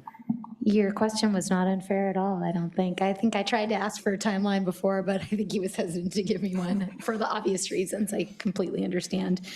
Thanks for the information about the impacts of Avila Ranch and the grading that's been done so far. And I think I understand now that we can't really make new conditions right now because of the stage that we're at in this process. I wonder if, I don't know if it's you or maybe the engineer can come up and talk about some of the other mitigation efforts that Zone 9 is taking action with in that area that hopefully will help a little bit with some of the other concerns. It's in a 100-year floodplain. Obviously, we're not going to solve that in one fell swoop, but it seems like what Avila Ranch is doing is they're doing their part based on what we need them to do, but I know there's some other activities happening as well, so maybe you could talk about those. Sure, yeah, I will ask the city engineer Nelson to come up to address some of that Zone 9 stuff. Thank you, though. Thank you. Yeah, thank you. Brian Nelson, city engineer. So Zone 9 funds routine silt removal projects. So they provide funding through recommendations to the county for annual silt removal. So part of that includes some funding for our city biologists to use the Conservation Corps to do some creek cleanup in that area. So yearly, they'll go through that area of the creek and they'll remove overgrown vegetation, debris, and things like that. So providing that vegetation removal enhances the flow capacity through that area. So it's just a maintenance project that occurs to remove those flow constrictions. It doesn't improve the overall flood zone or reduce the flooding area, the 100-year floodplain, but it does provide some of the additional flow for those surges through rain events and the like. Awesome. Thank you so much. Welcome. Thank you, Councilmember Boswell. Thank you. I was just trying to do a little math, so I wanted to see if I'm looking at even at the right part of the staff report on the figures. It looks like phase 4 and 5 is 298 units. Is that correct? I'm on page 139 of the PDF of the original agenda report. I can try to get to page 139 for you, but I do know that phase 4 is, I believe, 194 units and phase 5 is 101 single-family units, so around that 300 threshold. I think you're in the ballpark. Yeah. Okay, so that's about a third. That's over a third of the units for the project. If you took the 50 out that hits the trigger in 4 or 5, then that's about 2/3 of the way through the project. So just trying to get a sense, this concern about whether they might abandon the project at the time. They'd be leaving 1/3 of the units on the table, which.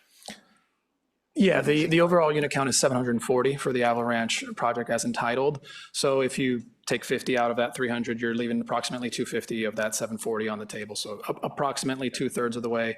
I'm not a developer, but if I get approval to build 740 homes, I'm assuming it pencils at that number, not at 250, less than that financially. The other thing I'd say is the developer is currently in for an entitlement for the Phase 4 housing product in that area. So they are very much moving forward with Phase 4 in their eyes right now. They're working with the city right now for those approvals. Great. Thank you for helping confirm my math. Yeah. Thank you, Councilmember. Councilmember Marks. Yes, thank you for all this added information. I really appreciate it. And I certainly share the concerns of the people who've testified in terms of the delay of the bike path. And my question is, if we decided not to approve the final map for the tract, would that speed up the building of the bike path, or would that delay the building of the bike path? So we haven't, in my opinion, it probably would delay it and make it even worse, because Lord knows when it would be able to come back on our agenda. So anyway, there's my question. Sure, it's a good question. I think the clearest answer, it's actually neither. Because of what I was referencing earlier with the subdivision map act requirements for a council to approve a map, because there is nothing that is not in conformance with a tentative map. We don't actually have anything under the very tight requirements that the subdivision map act gives us to say this map, for example, they propose 100 housing units, now they're proposing 200, right? Something that's not consistent. If the council fails to approve the map, it can come back one more time. But ultimately, if the council can't make a finding that the map is not consistent with the tentative map, the map is deemed complete by the state through the subdivision map act. So ultimately, it's whichever road you pick at this point, you are getting to an approved final map here. So our discretion is somewhat limited, is what I'm hearing. The state of California has set it up that way, correct? Okay, thank you very much. Thank you very much. Vice Mayor.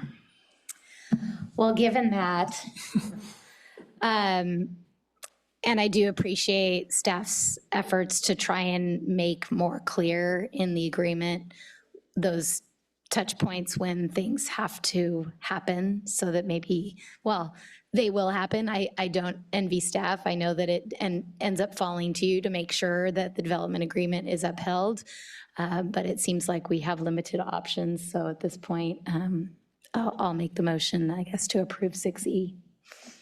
Thank you. I mean, as they are in conformance, that's what we're seeing. Councilmember Marks. I'll second it. Thank you. City Clerk, can we have roll call? Vice Mayor Shorsman? Yes. Councilmember Marks? Yes.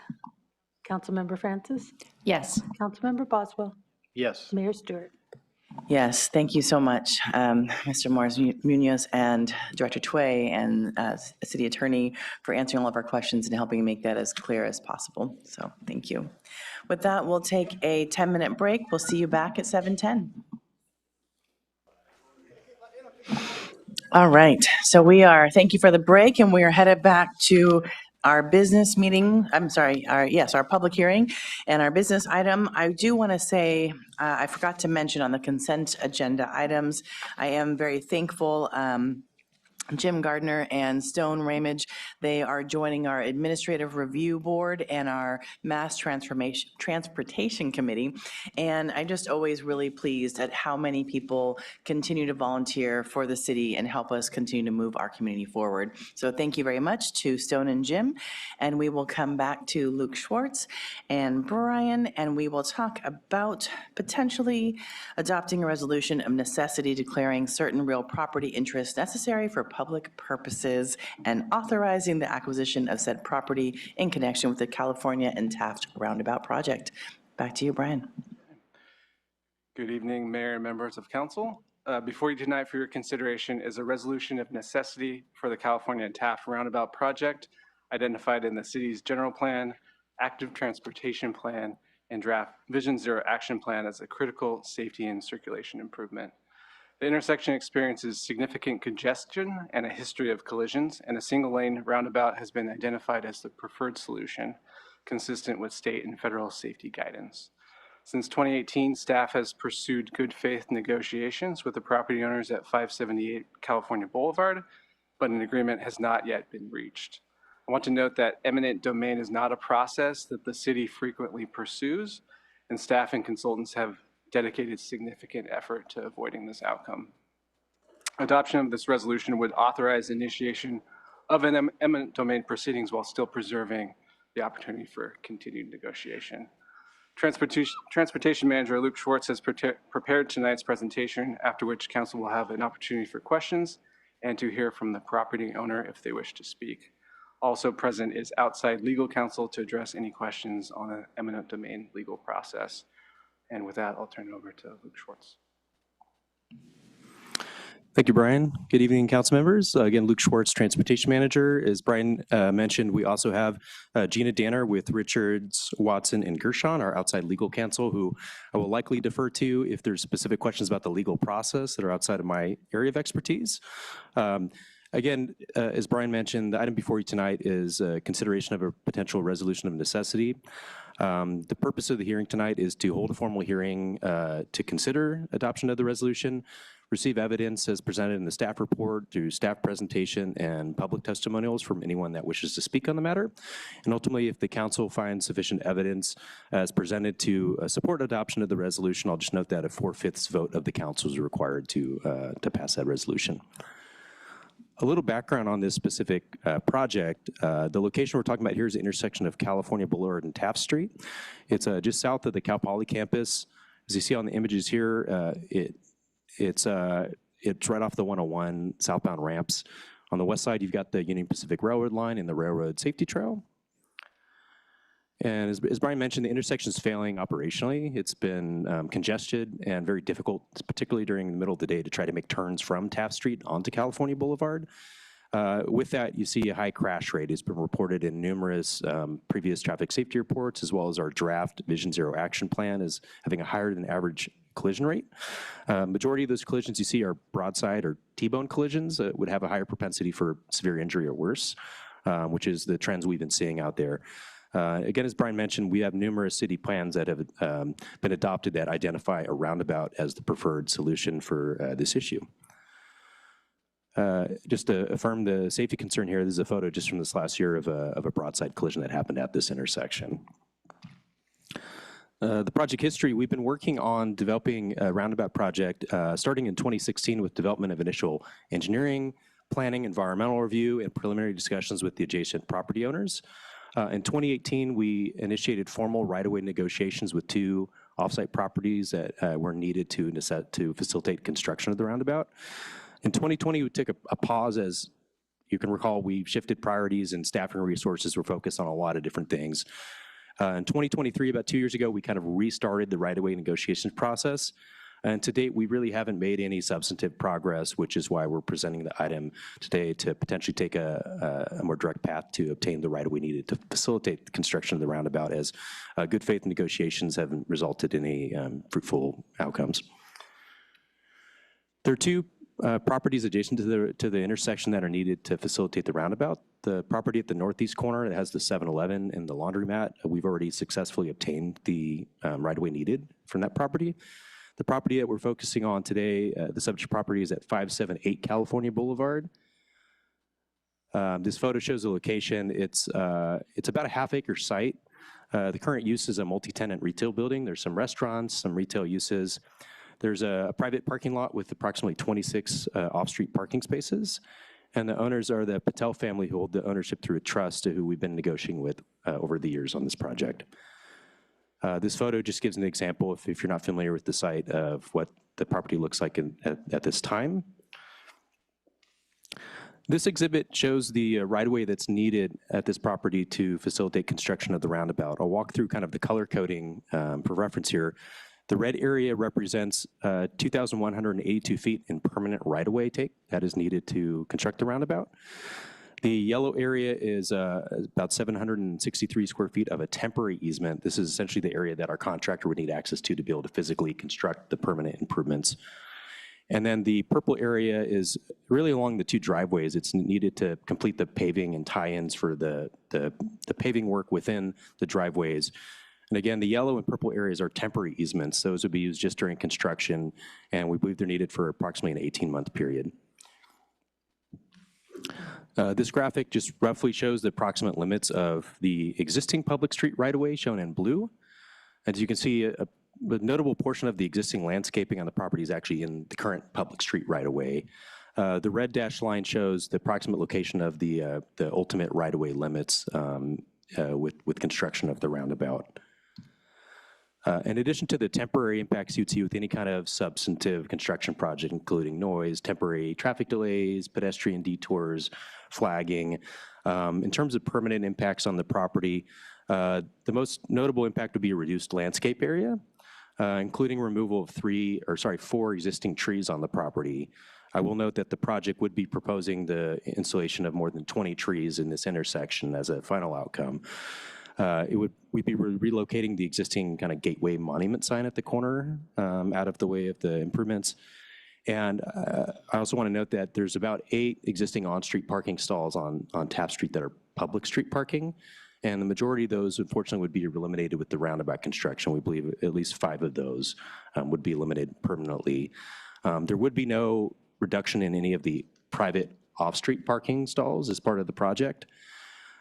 Driveway access would be retained for vehicles accessing the site, and then access to the intersection as a whole, I believe, would be improved with the project by making it safer, more efficient to access this site for people driving on foot and on bike. I'll lastly note, we've seen an increased interest in some form of pedestrian and bicycle crossing in this vicinity with the extension of the railroad trail. So there's a lot of demand to cross the street that isn't accommodated currently without a designated crossing that this project would help benefit. How do we get to this point? What actions has the city taken prior to presenting the resolution of necessity? First, we've presented multiple offers to the property owners consistent with the requirements of the government code, including the most recent offer presented in May of this year.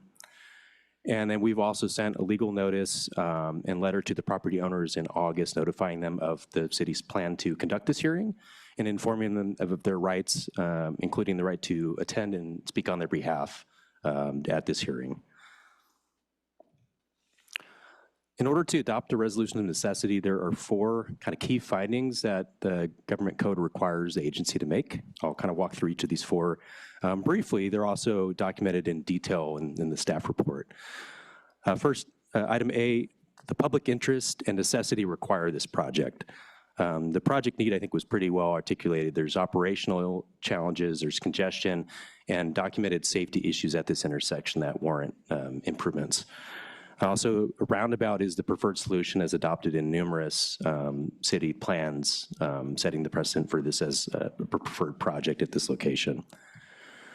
B, the project is planned and located in a manner that will be most compatible with the greatest public good and the least private injury. Staff had looked at several different intersection design alternatives and looking at this problem intersection. We looked at potential for an all-way stop, so putting stop signs on the California Boulevard approaches as well.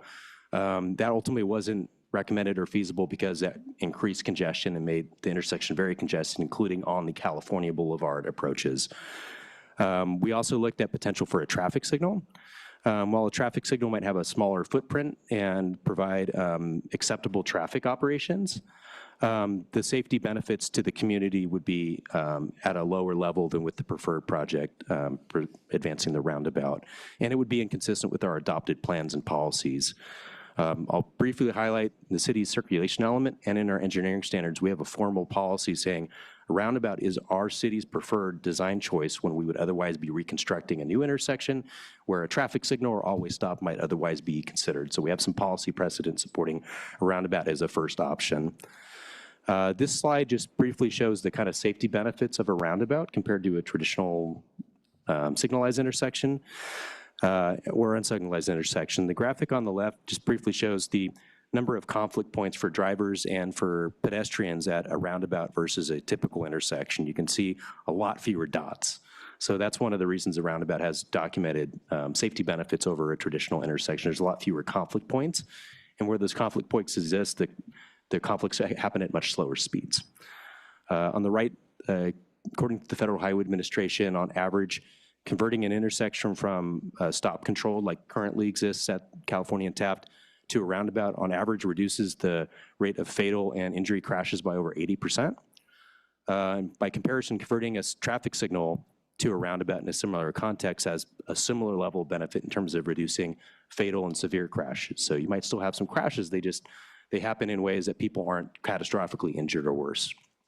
One last point of context, the Federal Highway Administration estimates that every fatal collision has a cumulative cost to society of over $12 million. So even preventing one fatal crash at this intersection has significant returns to the community. Item C, the subject property interests described in the resolution of necessity are necessary for the project. In addition to looking at different intersection design alternatives, we looked at ways we could design the roundabout differently to try to avoid or minimize encroachment on this property. We looked at shifting the whole roundabout to the west. Unfortunately, the Union Pacific Railroad was a constraint there, and it wasn't feasible to move it that way closer to the railroad. We looked at also just shrinking the size of the roundabout. And the challenge there is if you shrink the roundabout too small, you can't accommodate trucks and larger vehicles that need to navigate the intersection. And you lose a lot of the deflection that really helps get those speeds down. And so we couldn't design the roundabout in a way that met proper engineering standards and was safe in shrinking the footprint any smaller than what we're presenting with the current design. Our conclusion is that there's not really a functional way to advance this project and avoid these right-of-way impacts. Last of those 4 points, item D, is that the city has made an offer required by the government code, section 7267.2, to the owner or owners of record of the subject property interests the city seeks to acquire. As I mentioned briefly earlier, the city's made numerous offers to the property owners consistent with the government code, including in May of this year. So we've met, I believe we provided evidence saying we've met the intent of all 4 of those conditions. If the council determines that you can't make the findings required to approve the resolution of necessity tonight, a couple of alternatives you could explore is you could direct staff to continue good faith negotiations with the property owners to pursue the roundabout project without initiating the eminent domain process. Or you could direct staff to pursue an alternative intersection design such as a traffic signal and abandon the right-of-way project at this time. In terms of next steps, if the council moves forward with the staff recommendation to approve the resolution of necessity, the city's outside legal counsel would begin filing the eminent domain proceedings with the courts. And we obviously would be open ears and willing to continue talking and negotiating with the property owner in good faith in a parallel path. If there's a path towards a mutual agreement, we'd be interested in that path as well. And while it's difficult to determine the exact timeline that this process might take, we have the construction plans for the roundabout at about 99%. We're prepared to have those ready with a target that we could begin construction as soon as next summer. We'd be prepared to, at least, depending on the outcome of this process. With all that said, that concludes the staff presentation. I'm happy to answer any questions from the council. And as Brian mentioned too, prior to general public comment, we do have time reserved if the property owner is in attendance and wishes to speak on their behalf on this item. With that, thank you. Thank you. That was a very brief report for a lot of information. I know we've gone back and forth at different times during closed session and trying to figure out how to help. I don't think any of us would ever take this lightly. I didn't see any response from Mr. and Mrs. Patel or the Family Trust. Did you have any that I missed somewhere? We had received a separate email with some questions about potential zoning or development requirements on their site, but we hadn't received any formal communication specifically regarding the right-of-way question in this item. Okay, I thought so, but I just wanted to double check that I didn't miss something because I really want to make sure I'm hearing from all parties. So thank you. Councilmember Marks. Thank you. Some of this information was in the staff report, but I just think it'd be good to surface it now too. Was there an appraisal of the property and it's my understanding that the government has a duty to give the fair market value of whatever the property would be. And how much was our offer, or is our offer at this time? Sure. Our current offer is based on an appraised value as of April of this year, and the offer was for $313,000. So that includes the permanent right-of-way acquisition, as well as the full duration of the temporary easements. Includes valuation for loss of the 4 trees and adjustments to their landscaping area as part of that appraised value. Thank you, Vice Mayor. Yeah, thank you. I just had pretty much one question about the easements, and maybe you could just go back to the picture that showed the red, yellow, and purple overlays on the overhead view. Yeah, that one. So I guess my question is mostly about the purple area. The red area and the yellow areas don't seem to, I can't tell if they inhibit any parking places in the parking lot. The red area doesn't look like it does. The yellow looks like it might impact for a limited period of time because that's just the construction easement, a parking spot or two.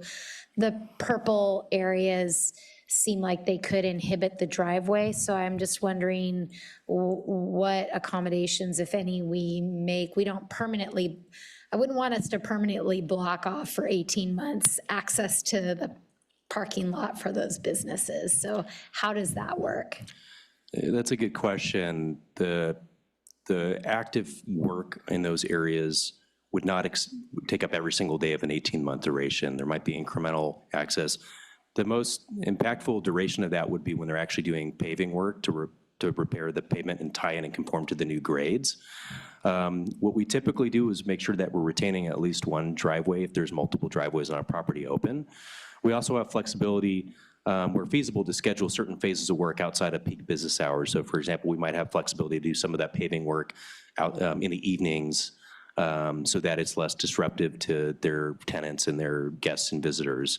There will likely be a time where there's active work going on and a limited number of the on-site parking stalls might be temporarily affected during actual construction activities, but we're more than willing to be accommodating as much as we can with phasing and communications and time of when certain phases of work happen. Thank you. That was my concern, is I wouldn't want us to be blocking off that space or blocking off both entrances to their parking lot. And so it sounds like you'll do some, or the construction company will do some communication in advance. Hey, we're going to be doing the paving on this day at this time, that sort of thing. Yes, so in the offers, there's terms stating that we would give a certain amount of days notice ahead of our intent to start construction. We have a certain number of total days we can occupy those temporary easement areas. And again, we're open ears. If there's things we can do to guide our construction process and our contractors' work to minimize those impacts, we're more than willing to make those accommodations. And I'll just add to that, we can embed those requirements in the construction documents so that the contractor has to adhere to them. So during this process, before we release the bids, we can hear from the property owner what their concerns are, and we could attempt to mitigate those through the construction requirements, so that we don't impact them and their business and their tenants, and reduce that as much as possible. Wonderful. I think that's all my questions for now. Thank you. Thank you. At this time, I do have about 10 minutes for the Patels if they would like to speak.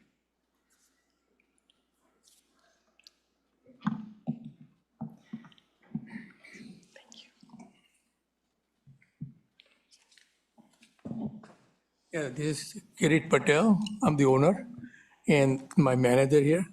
And I think we have some issues regarding this big project. So we'll discuss that. Okay. Good evening, everybody.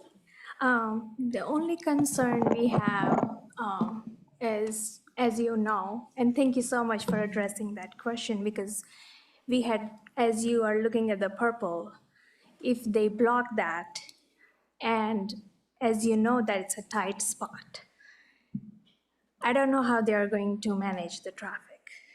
That's my concern, number one. Number two is, when they say 18 months in and out, right? how long? What if it delays? Then in that case, what happens? Another concern is that since this is the city project, right? It's City of San Luis Obispo. We don't know, but if any of our tenants, because there are chances of loss of business because of, there is no parking. Everybody wants convenience nowadays. Everybody's in, fast speed. In that case, if the tenant comes to the landlord, like lawsuit for the loss of business, how are we going to address this issue? Thank you. Thank you so much. I appreciate that. And then, sorry, I have a few more things. As they are going to, I've been working on this center. I have put so much time, energy, and everything. We just got the landscaping done 2 years ago. So it's very sad to see let it go. But of course, we understand what is the safety for the public. That is more priority than what is. We would just request that whatever the area they are going to remove, if they can just match it to the current landscape area, and if they are willing to finish the project rather than us doing it, that would be appreciated. Yeah.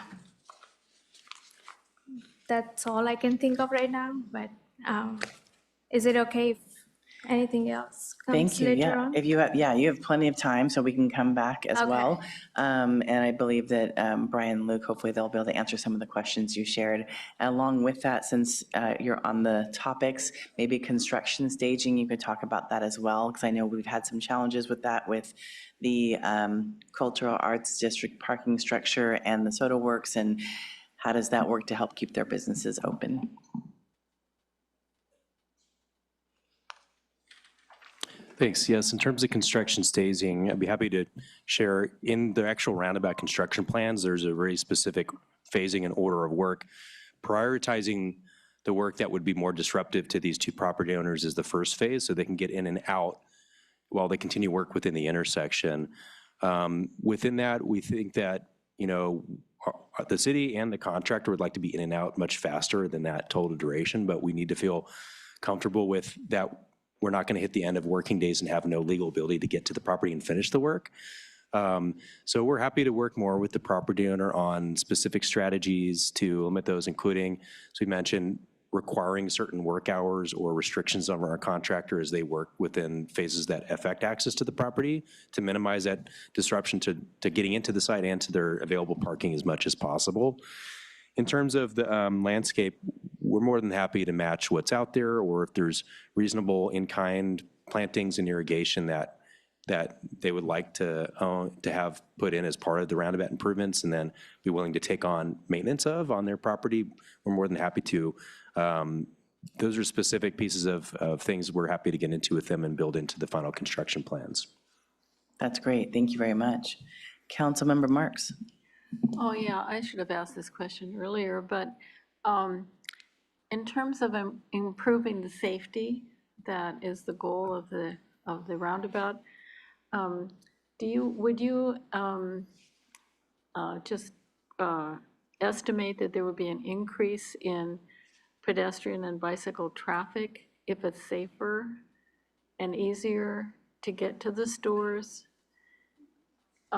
That's what I think, but I'm not a traffic person, so what do you think? Do you think it could possibly increase access to the stores? It's hard to give a prediction on what level of increase you might see, but I'd just say we get a lot of comments with folks expressing interest to be able to get from the rail trail to this site. Particularly is the most common location that people bring up is, hey, you should put some kind of crossing there. Has anyone thought about that? And so yes, we would like to. I think you'll get a lot more crossing activity at this spot, particularly if this is the dedicated place to cross on this stretch of California that doesn't have another dedicated crosswalk. I think also just the people that might already be frequenting this business would have a safer and more appropriate way to cross Taft Street as well. As you mentioned, you may have seen in the agenda correspondence from the Cal Poly Urbanist Group, they had provided some studies that they had and observations they had done on the site trying to quantify, how are people getting here? And a lot of the people getting to the site already are on foot and on bike and coming from the neighborhood. And right now, a lot of them come down, and even though there's not a curb ramp and the design is trying to funnel people away from that intersection close to the ramps, a lot of people still just walk around it and cross there. So part of our design of the roundabout is to get that crossing closer to where the desire line is for people crossing Taft Street, and also to build in some additional elements to discourage folks from trying to cross unsafely too close to the ramps, and also get the speeds down as people are coming off the freeway to this spot. So I would expect that removing a barrier of, I don't feel safe driving or getting to this place, I would think would remove a barrier to people frequenting this business more often. But I'm hesitant to give an estimate of like how much you might see the increase or not. And I understand the parking is a consideration too, as a convenience if you want to get here in a car and be able to park conveniently. I understand that's something that's important to the business owners as well. Thank you. Thank you so much. Councilmember Francis. Yeah, thank you. There was just one piece of the comments from earlier from the Patels that I just wanted to make sure we got clarity on, that anything that the city removes as part of this project, that the city would then complete all the finish work on, right? There wouldn't be any part of the project left for the Patels to come in and have to redo the landscaping or any of that. And that would be completed by the city, correct? Yeah, with things like landscaping, there's kind of two approaches you can take. You can replace it in kind or similar level, like we're not going to take out mulch and put back a multi-$100,000 piece of landscape, system. But replace it in kind, we can have our contractor do that. Adjust any irrigation that's affected by the construction. The other approach is if the property owner has a vision for something they really want to control and handle, is you can include fair compensation as part of the offer for what you're removing. In this case, the property owner across the street said, we'll put back some nice landscaping and we'll just take on maintenance once you're done. We'd be happy to take that path if that's easier for the property owners to say, have your contractor replace in kind what you're affecting and tie back in our irrigation as it exists. We're happy to do that and have our contractor take the lead if that's easier for them. Great, and that will all be part of the negotiations with the family if they decide to take that on. Correct. Thank you. I know that sometimes construction and businesses are not always as smooth. So just back to communication and making sure that you can continue to communicate with the businesses during construction in addition to the Patels would be really helpful. Is that something that's possible from your team or for the contractors? Yeah, there's a normal types of things we often will build into the construction requirements for this, including signage and things to convey the businesses are open and you can still get there. We found it can be useful to have like pre-construction meetings that they can come ask questions, make sure they have contact information. If they see something that doesn't make sense or they have a question, they can get a hold of the correct representative with the city or the contractor to get their questions answered. And sometimes if it's an issue, we can get it resolved quicker. So those are all things we found to be effective, is just regular communication. And the other piece of it is we would love to be able to target the most disruptive portions of this work in the summertime, where we'll see when Cal Poly moves to the quarter system how much activity there is in the summer versus right now. But in general, our activity levels are down in the summertime. We'd like to use that opportunity to get a lot of the more disruptive work done before. Some phases of the construction will likely still continue into the fall quarter, but we'd like to get most of the disruptive work done before that point. Yeah, I'll just add too that we have a CAP communications coordinator who's, for the parking structure and other projects, has been providing a staff point of contact for concerned property owners and businesses who are impacted by construction. So we'll certainly utilize our internal resources to provide an enhanced level of communication for affected businesses and the property owners themselves. Great, thank you. I know when I co-owned a business locally, the contractor actually came to me and gave me their business card because I'm like, again, you're in my parking area and we can't get our flowers in. So that was really concerning. So thank you very much. Vice Mayor. Yeah, thank you. One more question, since you brought up crossing. This will be, right now, that stretch of California, there is no protected way to cross California from Foothill in California to,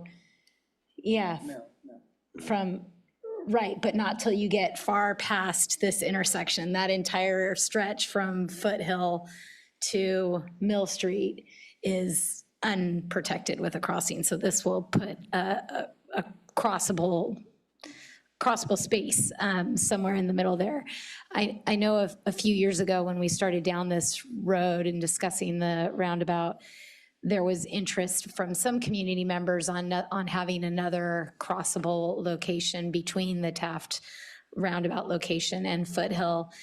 This is looking down the road a little bit, but I guess I would assume that we would want to get this built and constructed and see what the safety and crossing need is. And then maybe further down the road, we could look to see if there was a necessity or a value in adding another crossing somewhere along the way. I think that would be the apt approach. As I think we discussed previously, about potential to accelerate some other form of a crossing is on a street with these speeds, we're very deliberate with where we choose to place a designated crossing and what type of design features are included with that. Simply marking a crosswalk might present a false sense of safety, but not provide the level of visibility and driver compliance that would really improve the safety. So on a street like this, we'd want to make sure, is there accessible curb ramps to access the crossing? Is there street lighting so people can cross at night? Are the right visual cues to visually narrow down the road and provide cues to drivers that someone's about to enter the crossing? Those are all things that do take some time and money to design correctly in a way that we feel safe. So I think it makes sense to focus on this as the primary point that we have interest in people crossing, and see how, if people are still intending to try to cross at other places on the corridor, to see if additional improvements to pedestrian crossings elsewhere on the stretch makes sense as a secondary project. Thank you. I think this will make a big difference. Thank you. Thank you. Without any other questions, would the Patels like to finish out their 7 minutes with anything?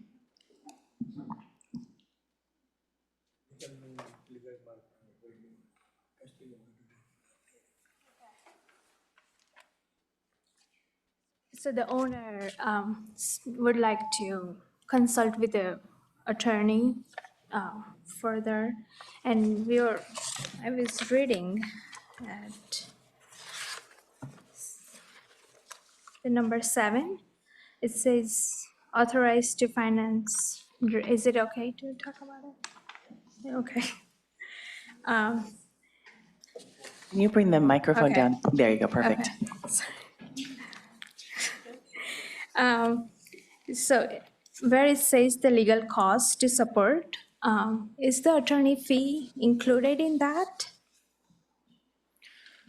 I would say the figures cited there include basically a not to exceed amount to support attorney's fees, court fees, anything related to the legal proceedings. And if there's specific questions about that process and those typical costs, I'm happy to ask our outside counsel to weigh in. Perfect. And City Attorney, do you want to add to that?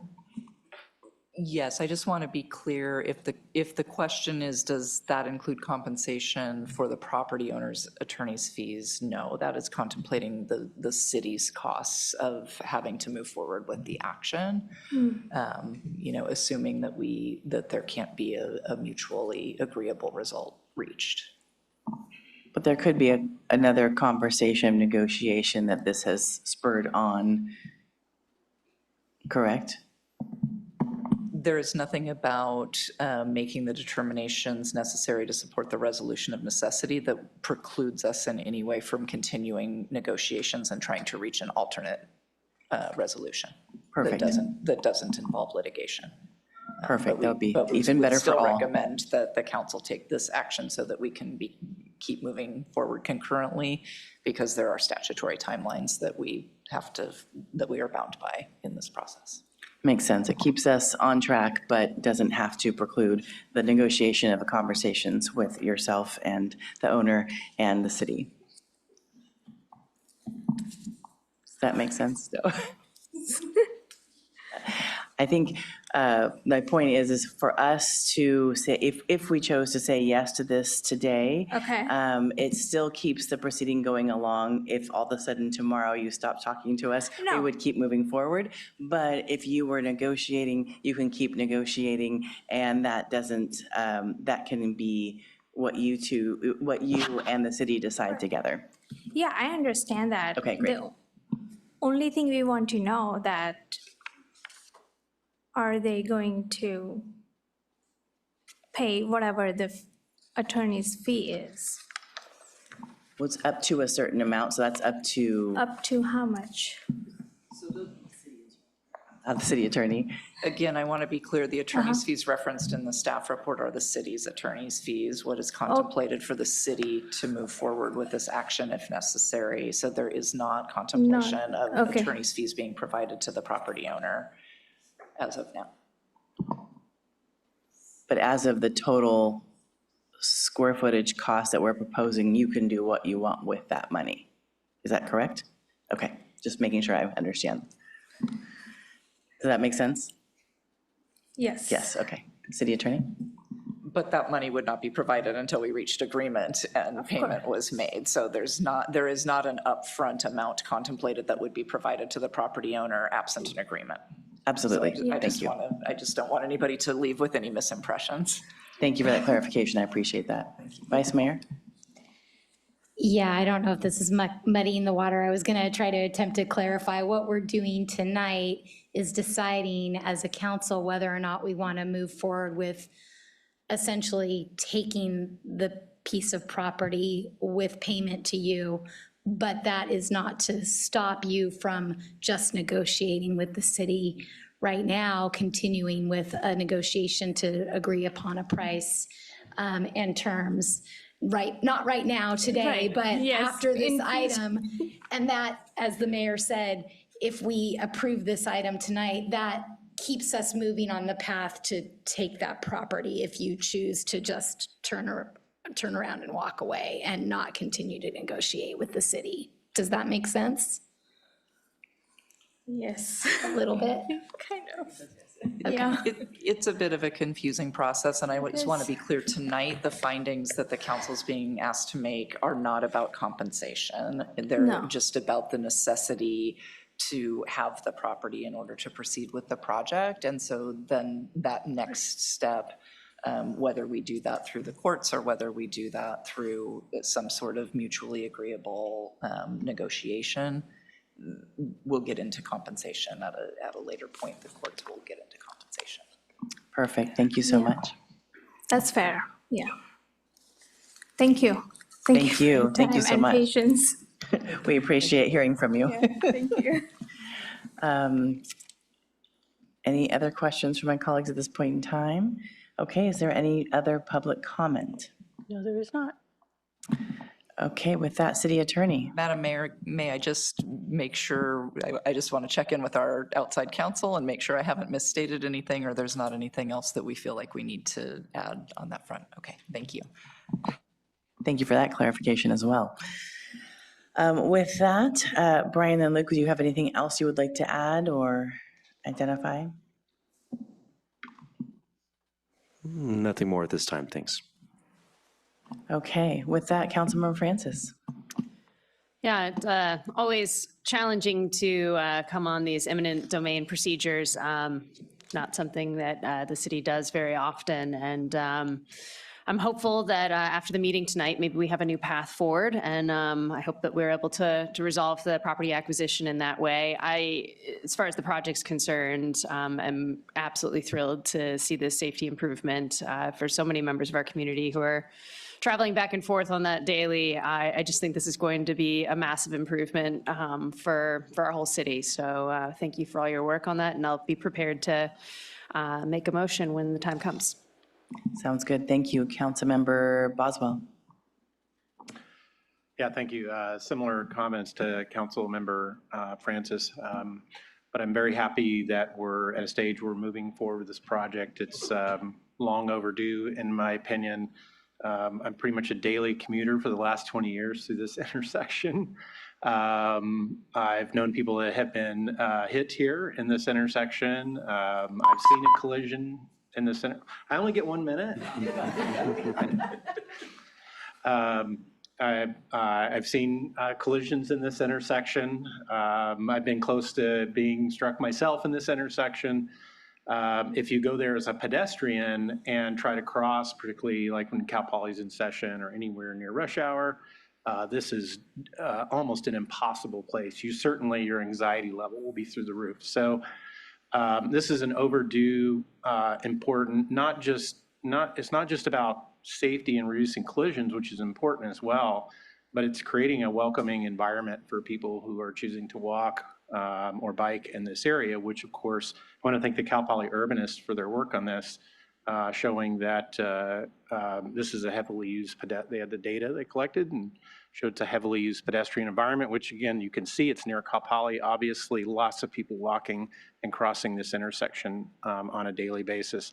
I think overall, not only is it going to be good for traffic and safety in this area, but I think it'll be good for businesses. Right now, anybody on the Railroad Safety Trail is probably not going to cross to go to any of those stores and use any of those businesses. And this will create a safe way to get from the Railroad Safety Trail to those businesses that are across California. So I think this is ultimately going to be a win-win project for everyone. And so I look forward to voting yes. Great, thank you. Vice Mayor Shoresman. I just agree with everything that Councilmember Boswell said. I use this intersection several times a week, probably not as frequently as he does, but I use it in my car, I use it running, and I use it on my bike. And obviously, we don't have any data right yet to support this, but I do agree that it's going to bring more people into that shopping center. I know that I can speak for my son. He frequents the Boba Stop there already very frequently. A lot of his money goes there, and he's a pretty competent cyclist. He's a very competent cyclist, actually. So he's willing to brave crossing that street, but I don't think that very many people are. And I, too, have known people that have been injured in that intersection. So I really do hope that we can come to a good agreement with the Patel family and not have to move forward with this. But I do think that the findings are that there is a health and safety need for making this improvement. So I'm looking forward to supporting it as well. Thank you. Councilmember Marks. Thank you. Well, I agree with what my colleagues have said so far. I do also, I lived in that area for 30 years, and I have to say that I agree with the impact of the traffic there. We really need to do something that's safer and more welcoming for pedestrians and people on bicycles. But the other thing I wanted to mention is that Cal Poly is doing all this construction. And so part of the traffic that you're dealing with are these great big trucks that they're trying to get to the freeway or coming off the freeway. And they are really, well, I'm generalizing, but they just want to get on the freeway. They're not necessarily looking at the little person or the little bicyclist that's walking or biking in front of them. They're just like, and I've had that, the experience of just driving, essentially. I mostly would drive on California there, of actually like almost hitting one of these trucks that they decide like, I'm going to get on that freeway right now. They don't care if there's oncoming traffic. I mean, so, and construction on Cal Poly is not going to slow down, as we learned at the convocation.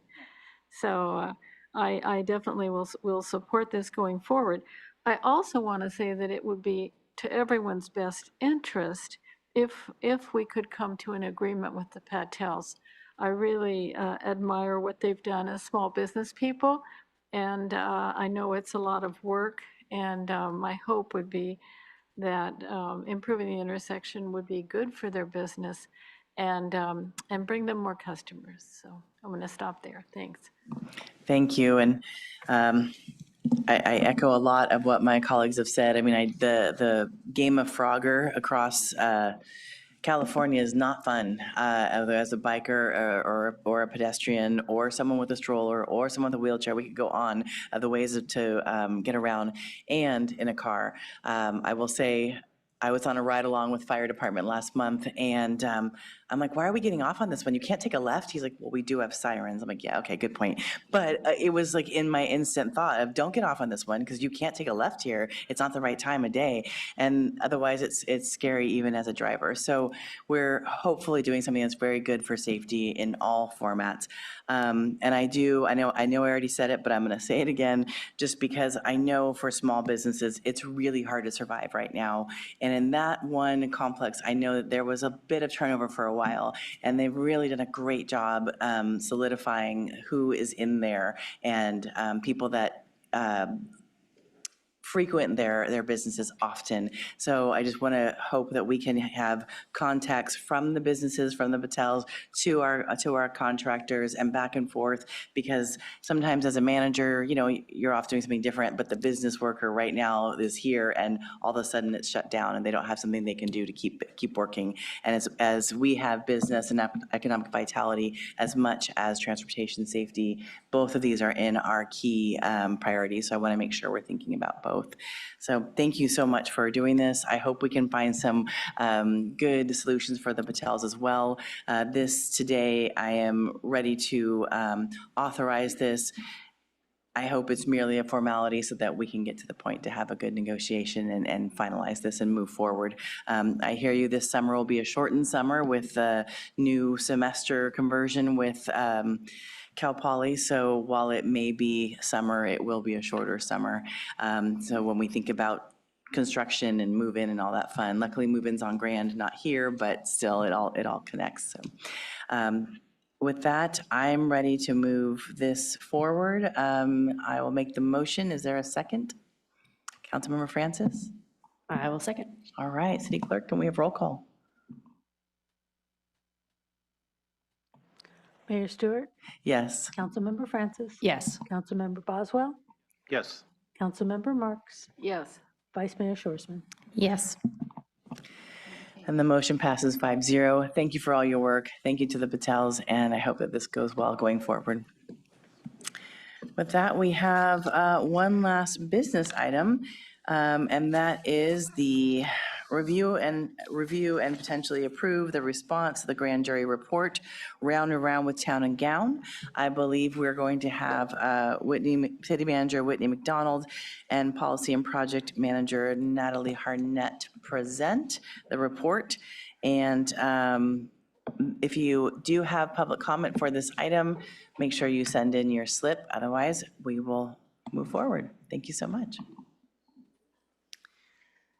Thank you, Madam Mayor. Maybe I'll jump in here while we're getting the PowerPoint set up. I just want to, first of all, say thank you to the ad hoc committee for your assistance and time and dedication and putting together, helping us put these responses together, as well as the work of Natalie Harnett and really bringing all of that into one report. She'll be taking the lead on the presentation here, but it's been a team effort as well. Our Community Development Director, Timmy Tway, is here. We also have a number of personnel from our police department, including our chief and our deputy chief here to answer questions. Our Planning Commission has also considered, there was one recommendation directed to them. They have also considered a response and provided approved that response. We've incorporated it into one big response that we can send back to the grand jury and to the presiding judge. This really, again, has been a group effort in making sure that we are being thorough and very thoughtful in our response, because we do take this seriously. The time from the grand jury itself in doing this investigation is not something that we take lightly, for sure. And so we wanted to make sure that we were thoughtful in putting the information together. And again, this is not the end of the work. This is a continuation of many years of work that we've done on this issue, and we know there's a lot more for us into the future. We've had a number of really productive conversations with Cal Poly staff that, I think was really highlighted through the release of the report and has helped us put a lot of additional options on the table for us to discuss that we'll be continuing to do in the coming months.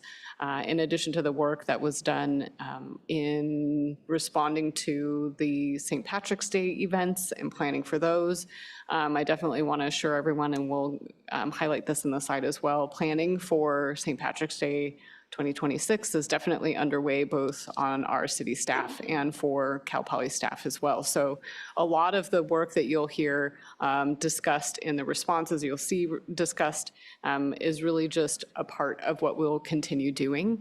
And I'd again just like to say thank you for everyone for your assistance, and we're happy to be here and answer any questions as the presentation progresses and then where we go from there. Thank you. Thank you very much. Good evening, Mayor and Council. My name is Natalie Harnett. I'm the Policy and Project Manager in the Administration Department. So I'll be presenting the draft responses today, but we do have representatives from administration, community development, and police here who are probably better suited to answer a lot of your questions once we get done. I'm going to try and keep the presentation fairly short, but I do want to try and hit on all the main points in case there's anyone in the audience who hasn't had a chance to actually read the full report, which is about 14 pages long. So this evening, we'll briefly recap the background of the report and some policy context on why the responses are drafted the way that they are. I'll present the city's responses, and then we'll have time for questions and discussion. I also wanted to remind the audience that because of the Brown Act, these responses were drafted by the ad hoc committee of the council, which is 2 members of the council. So there are 3 members of the council who just saw the report when it was published to the public last week. All right. So as noted in the recommendation, today is to approve the City Council, Planning Commission, and the City Manager's joint response, which is Attachment A, to the San Luis Obispo County Civil Grand Jury's report entitled Round and Round with Town and Gown. A little background: on June 23rd, 2025, the Grand Jury of San Luis Obispo County published a report directed to the City of San Luis Obispo, focused on neighborhood issues around noise complaints and illegal fraternities in residential areas surrounding Cal Poly, and the city's overall engagement and enforcement of the matter. The report was provided to the city manager in advance of public publication, and the city actually did follow up with a number of comments regarding factual inconsistencies. Ultimately, the final report was the same as the version presented to the city manager. However, the memo from June is included as an attachment for reference in the response. As required by state law, the city must submit its response within 90 days of the report publication. That brings us to this Friday, September 19th. On July 15th, the City Council held a public meeting to appoint an ad hoc committee of the council to respond to the items that are directed to the council. As I mentioned, under the Brown Act, no more than 2 council members can serve on a committee of this kind, and Mayor Stewart and Councilmember Marks were appointed at that meeting. Between then and now, the ad hoc committee met 3 times to review data and discuss the draft responses. In addition, the Planning Commission met on August 27th in a public meeting to discuss the recommendation that was directed to them. And today we're here to present those joint responses. The report itself includes 6 findings and 7 recommendations directed to the parties on the screen. Under Penal Code 933, there is a required format to the responses. So for findings, the city can either agree or disagree with an explanation. For the recommendations, there are 4 options. The recommendation will be implemented, the recommendation will not be implemented. The recommendation will be implemented within a specified timeline, and then the last one is the recommendation requires further analysis. Just a note on this one, in the case of the selection of the recommendation needing further analysis, that analysis does need to be done within 6 months and brought back to the governing body. So in our case, that would be December 23rd of this year. Within the response letter, each finding and recommendation has the city's response underlined, followed by the explanation. In summary, the city disagrees with all 6 of the findings. 4 of the recommendations have been implemented and 3 will not be implemented. Before we move into them individually, I wanted to quickly explain each of the attachments in the report. So you'll see attachment A is the response letter, attachment B is a copy of the grand jury report itself. We included that staff memo again, and then last is the agency response form, and this was the form that was provided by the grand jury and is essentially like a cover page, so similar to the information you see on here.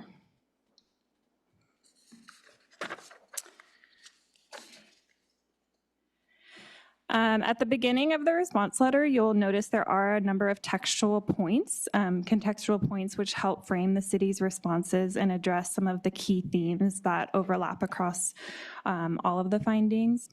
So although the city does play an important role in responding to neighborhood issues, many of these challenges are caused by broader dynamics that the city has limited control over, including things like campus culture, and student housing availability.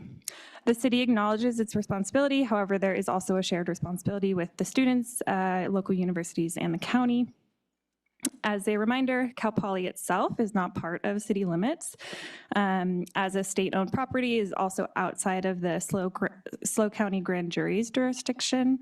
That said, the challenges identified in the report are happening off campus and within city limits, so it makes sense why they were directed at the city. However, we just wanted to bring that up to give the audience something to think about when looking at it bigger picture. A lot of the code enforcement work mentioned in the report is funded by the city's general fund, which is comprised of mainly tax revenue from residents, visitors, and businesses. The city does need to be mindful to balance these resources across the city in an equitable and sustainable way. One of the points in there also, which you probably noticed, is that the party environment has shifted in recent years, especially with social media. Information about parties and events can spread to hundreds of people within minutes, making it difficult for enforcement staff to anticipate and plan ahead for these types of events. Another big piece of context to keep in mind are the legal limitations. Regulating housing based on personal relationships among residents on a perceived identity, such as student status, violates constitutional protections, fair housing laws, and land use regulations. That's not to say there aren't solutions, but it is an area that has to be approached carefully. This challenge is further complicated by the short-term nature of many of the student rental properties, with residents only living in a location for maybe a single school year. Despite enrollment growth at Cal Poly over the long term, the city data have showed an overall decline in noise and disruption at a citywide level.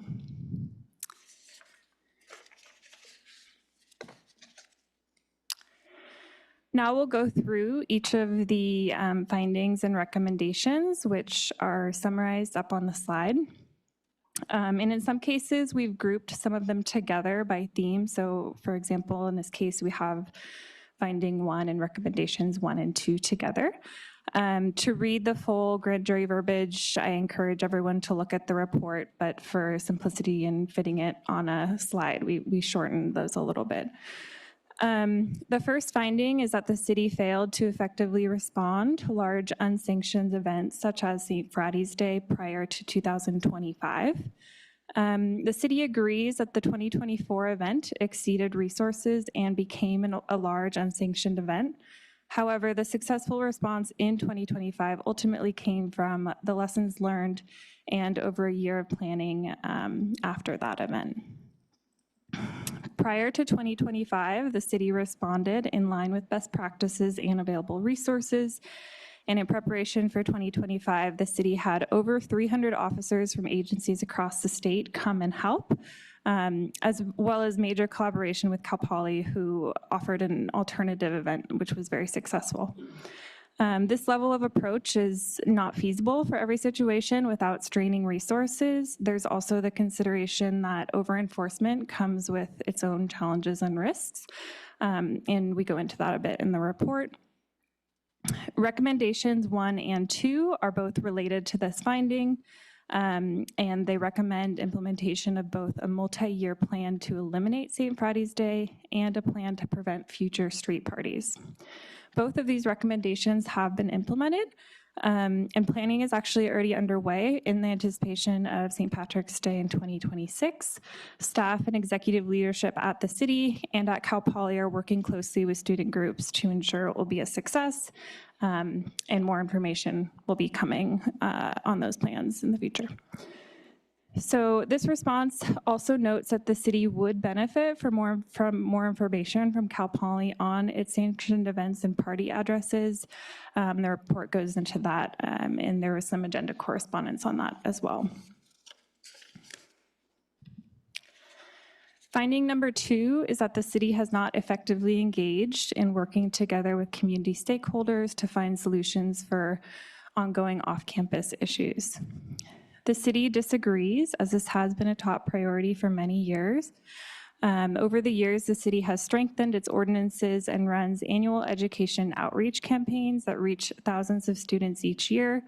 We have programs, for example, like the party registration program, which have also helped reduce those complaints. These efforts are working, and over the last 15 years, the noise complaints are down at a citywide level. However, the city acknowledges these challenges in this area specifically still exist. And I have a couple maps on the upcoming slides just to show some of that data. That being said, the city wants to continue improving its approach, and council has again identified this as a top community priority. In June of 2025, a couple months ago, housing and neighborhood livability was adopted as a major city goal. And there are 2 major city goal tasks specifically associated with these findings that we'll cover later in the presentation. Before moving to the next finding, I am going to share some of the noise complaint data that was shared with the ad hoc committee that they used in helping develop the responses, and I think it's helpful for the community to see as well. So let me see. So I have 3 slides. They're each from the last 3 years. So the first one being 22 to 23. And these are heat maps that represent a summary of the noise complaint calls for service across the city. This first one is 2223. The hexagon heat map is used as a best practice for aggregating this data visually because it isn't impacted by street or property grid lines. Each hexagon is approximately 5 acres, which is about 1 or 2 blocks. So on the screen, you'll see the hexagonal areas with more calls appear in orange and red. And then the ones with the purple, in this case, there's one purple hexagon indicates an outlier area where there are a significant number of noise complaints for that year, 35 or more. The rectangle in the upper left is a close-up of the neighborhood just to the south of Cal Poly, which you can see has significantly more color than the rest of the city. You'll also see a table on the slide that shows the complaint type or outcome. For example, many of the complaints were, how many complaints were cited versus how many were determined to be a negative violation. So a negative violation being something where no violation was actually found. So in total, in 22-23, there were 180 noise citations issued. This next slide shows 22-23. In total, there were 202 noise citations, and you'll see now there are actually 4 of those purple areas identified on the map. And these slides were provided in advance of the meeting, so if anyone wants to spend a little bit more time looking at them, they are available online. This last map is the most recent one, and there are 236 noise citations with 3 of the outlier hexagons. It's difficult to see trends just based on the 3 years, but the takeaway that I see is that there are a persistent number of calls and complaints and citations in this area. This is just one data point that helps provide support on why this needs to be a priority for the city. Our police and code enforcement staff can use this type of data to monitor and track progress over time. Also, as a side note, while we are looking at a map, I wanted to mention that the city has a number of interactive maps available to the public on our website. There are crime maps as well as an interactive zoning map, which has a ton of helpful information. For example, students can help identify if their houses are located in R1 or R2 zones. And huge thank you to the police department and the GIS team, specifically Ethan McGee, who I think is here. He did all these maps and is an absolute genius with maps and GIS stuff. Finding number 3 is that the city has failed to effectively enforce municipal codes that prohibit fraternity and sorority activity in R1 and R2 zones, in part due to the difficulty in identifying houses that are hosting fraternity-type events, such as rush events and repeated parties. This inaction has resulted in an increase in illegal fraternities holding events in residential neighborhoods, making these areas almost unlivable for residents. That was a quote from the grand jury finding. The recommendation is that the SLO city manager should develop and implement an ongoing formal process to identify illegal fraternities and bring them into compliance.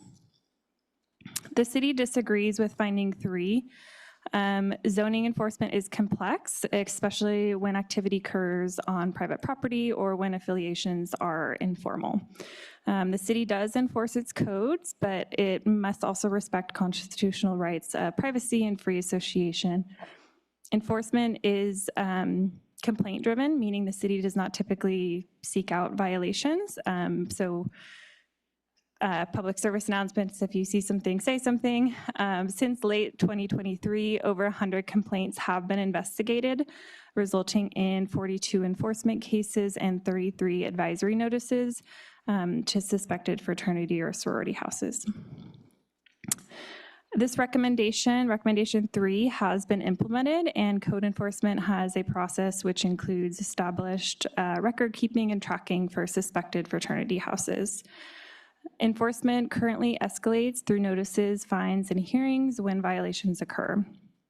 These standard operating procedures will continue to be improved as the city works through its future major city goal task to set enforcement priorities and consider updates to the zoning code pertaining to Greek houses. Stronger results also depend on cooperation from Cal Poly, and as mentioned earlier, the city has asked for Greek life event location data, but access to that information has been limited.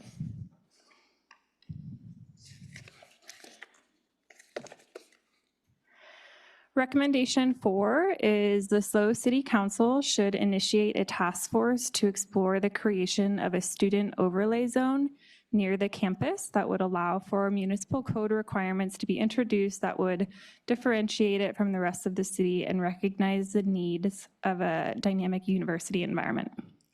This could facilitate changes to such things as density, parking, noise, and fraternity activities. This recommendation may be implemented in the future. However, there's a lot of preliminary research and work that needs to be done first, which cannot occur within the 6-month timeframe noted in the penal code.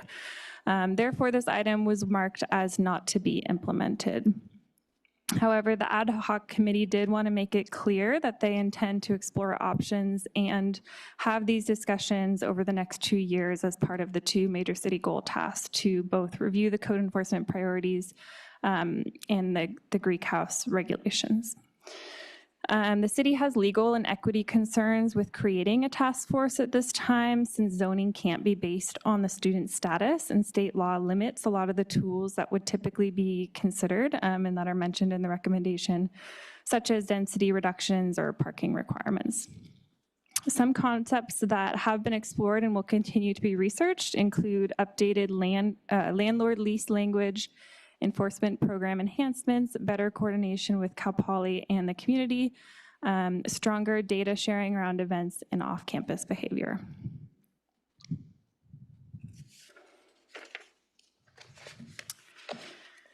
Finding number 4 is that the city has failed to consistently enforce CUPs, conditional use permits, such as the requirements for an annual list of parties and events, notification to neighbors, and parking plans. Strict enforcement of these conditions would contribute to a reduction in disturbances in the neighborhoods. The city disagrees with this finding, as CUPs are enforced when violations are reported and substantiated. In the past year, 5 fraternities were cited for CUP violations, and there have been 4 hearings before the Planning Commission. The outcome was 3 CUPs that were revoked and 1 that was updated. The grand jury's recommendation is to move towards adopting a more uniform conditions, and it has been implemented. In 2018, fraternity CUPs were updated with more consistent requirements, including occupancy limits, neighborhood communication, noise restrictions, and thresholds for re-review. In 24-25, so just last year, several older CUPs were modernized to current standards during their re-reviews. The grand jury's mention of adding staff and/or night weekend shifts would significantly increase costs. Instead, staff have proposed and will continue to adjust schedules as needed for anticipated large events. The city is committed to taking steps towards more proactive enforcement. Finding number 5 and recommendation number 5 are both related to the planning appeal fee structure. And the recommendation is to consider a tiered structure because the current fees are stated to be too high and disproportionately impact ordinary citizens. The city disagrees with this finding because it is actually free to report potential zoning or CUP violations, and those are investigated at no cost. The fees come into play when there are more formal appeals of the Planning Commission decisions, not to the complaints themselves. Appeal fees were just recently adopted in 2024 after a robust cost of service study as well as a public meeting with the council. The fee is currently subsidized below full cost recovery in order to make it accessible to the public. Because of this, council will not be considering an adopted tiered planning structure at this time. However, council is open to exploring other engagement pathways such as mediation and or structured neighborhood engagement.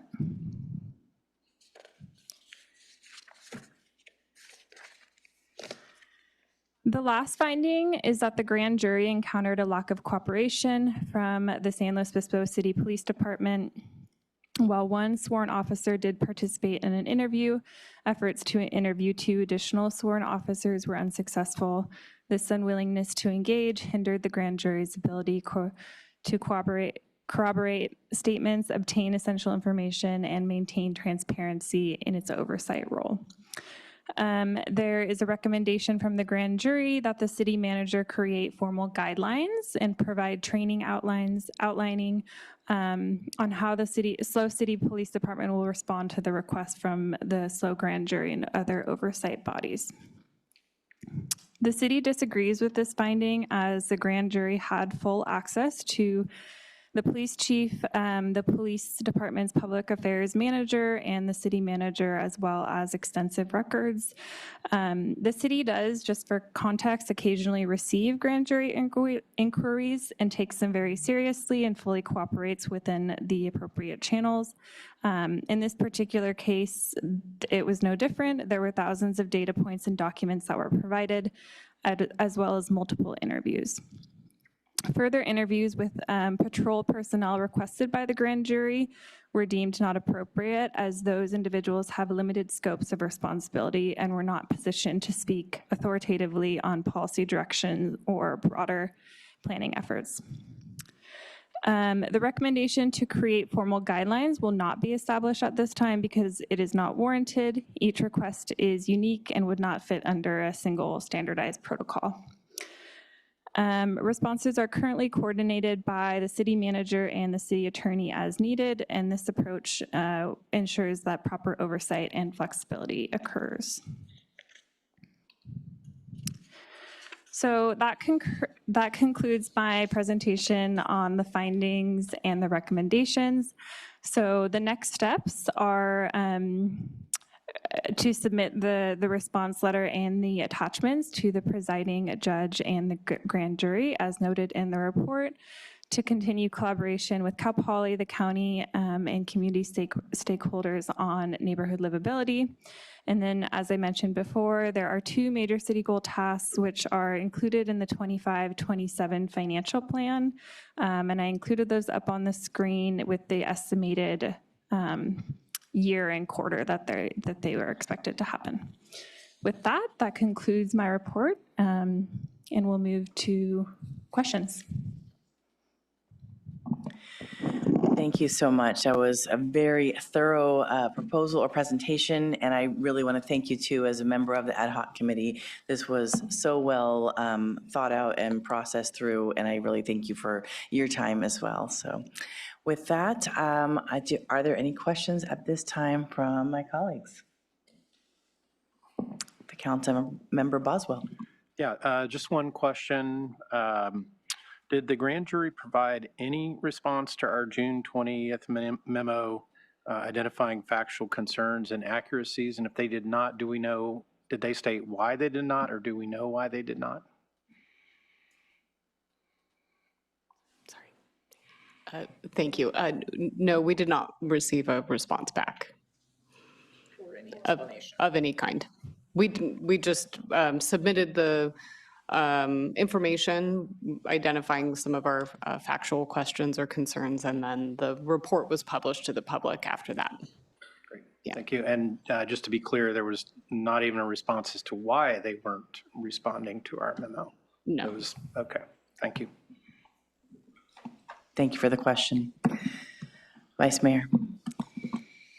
Yeah, just a couple of quick ones. I appreciate the in the slide the maps showing all the data around noise calls. Maybe I missed it, or I'm not sure if it was covered on the slide, so forgive me if you don't have this data at your fingertips, but it gave the number of citations, or you stated the number of citations in 2022-23 to be 180, 23-24 to be 202, and 24-25 to be 236. So it sounds like our enforcement at least has increased over the last 3 years with more citations. I'm wondering what the calls for service numbers are. Do we have that data? Like, are we steadily getting more calls for service too, and therefore a proportional increase in citations, or is our citations going up and calls for service going? Can you kind of give me perspective on that? Good evening, members of council, and yes, Councilor Vice Mayor Shoresman. So what fed the data for the polygons that you see on the map are a combination of both no violation or a citation or a DAC. So any call for service that was noise related is referenced in the tessellated polygon. And so we happen to break out some of the citations just so you'd have some context. Is the enforcement consistent with where the complaints are showing on the map? And that's true. So yes, calls for service were up, and that's what's building the polygon. Okay, thank you, appreciate that. In the next steps, on the final slide, you listed when we have a couple of items coming up that are in the upcoming financial plan work program. There it is, the study sessions. Just for people who aren't super maybe comfortable with the lingo of what fiscal year 2026 quarter 4 means and fiscal year 2026 quarter 3 means, can you actually give in month and year when we're estimating those 2 items to come before council? Yes, so these were taken directly from the financial plan. The city's on a fiscal year, so to clarify, the first one, the study session, fiscal year 26 is the current year we're in, and Q4 would be between April and June of 2026. And then for Q3, the next one, that would be between January and March of 2026. Thank you. So for The one item, I think it was recommendation number 4. I know I went back and forth, I think a little bit with the city manager about, there was one item that's recommendation number 4, which I think we said we're not going to be doing at this time. If I'm understanding correctly, the ad hoc committee chose that response because we couldn't do it within 6 months, because the different options were, you're going to implement this, you're not going to implement it, you're going to implement it within 6 months or something like that. I don't have them handy in front of me. And we chose not going to implement because even though we're looking at student overlay zones in one of our upcoming study sessions and the 2 items that we just discussed, it's not within 6 months. So we chose the option that is technically says we're not going to do this, even though we are, it's just not within the time frame. City manager. Thank you. Yes, that's correct. So we are limited in at least the initial response. We have one of 4 options to choose from, and then provide more of an explanation. And so the concern with choosing we will study this is that the requirement is that we study it within 6 months and report back to the grand jury. And in this case, we don't anticipate having anything to report back to them within 6 months. So we wanted to, it seemed to pick, we talked through this option because it seemed to fit best by making it clear that we're not going to be able to do this right away, but it is not something that we've taken off the table completely. It's just going to take more time and consideration. And so part of this process, in my understanding for the grand jury's purposes, is transparency that we're going to follow through on the things that we say we're going to do. Their way of getting transparency is, in this particular case, is to get a report back in 6 months. But if we're not responding to them within 6 months, the way that we are making this transparent is by having a public process when we do address the overlay zone, so that people can still follow up and follow that process and know what we're doing and that we are following up. We're just not following it up within the 6-month time period. Correct? That's is right. that a good summary? Yes, all of that is true. And it is not then a requirement of a response to the grand jury. We are going through our ordinary process of doing an evaluation of practices and changes we might want to make. We're now not required to do that analysis, write up an additional response, send that back out to the grand jury. So yes, because our work is done in public in this way, and we do know, and we've gotten questions from lots of different people about a possibility of an overlay as an example. That will be part of what we evaluate, because we know that's an option that's out there and we need to look at it. Thanks. Sorry for being a little wonky about the way I asked that. I just feel like that part of this process is transparency. A big part of this process is transparency. And so I want the community to know that we're committed to being transparent, even if we're not going to write a response within 6 months, because we're meeting the requirements that the grand jury has. Thank you. And the fact that we have this in our work plan already, neighborhood livability was created to be one of our major city goals. And so that we have a whole plan, but we can't do it within the 6-month block and do a thorough, good job, quite honestly. So it's important that we really analyze other communities like ours, other universities, analyze what works here for our city, for our neighbors, and for the students as well, and how that all works together. Councilmember Francis. Yeah, thank you for taking a little bit of time to clarify all that, because I think probably one of the biggest challenges is the legal constraints we have with the particular answers we can give here. I think that's really confusing for the members of the community who are reading it, and it just kind of looks like a list of, it's bullet points outlining where we agree, where we disagree, and we need to have that factual accuracy for the grand jury report. But I actually had a question for my fellow council members after reading through, because so much of it does just read like this list of here's where we agree, here's where we disagree, and there's a lot of points of disagreement because of minor factual inaccuracies along the way, or sometimes major factual inaccuracies along the way. And I'm wondering though, because I think for some of the community members who are living in the neighborhoods that are impacted, if the draft might benefit from a little bit of an acknowledgement in the preamble of the lived experience of the community members who are disproportionately impacted, if there's just some way to add a little language that recognizes that some people, because of where they live, are, you know, experiencing more impacts to their lives, just as so it doesn't launch into kind of a defensive list right away. Just throwing that out there as maybe a little wordsmithing. Councilmember Marks, would you like to start first?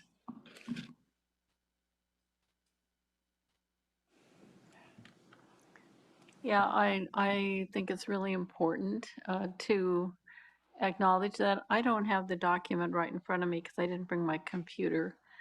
But I believe, have a sort of an introduction where there's a context to the report. And I don't think it would, I think it would be good to acknowledge,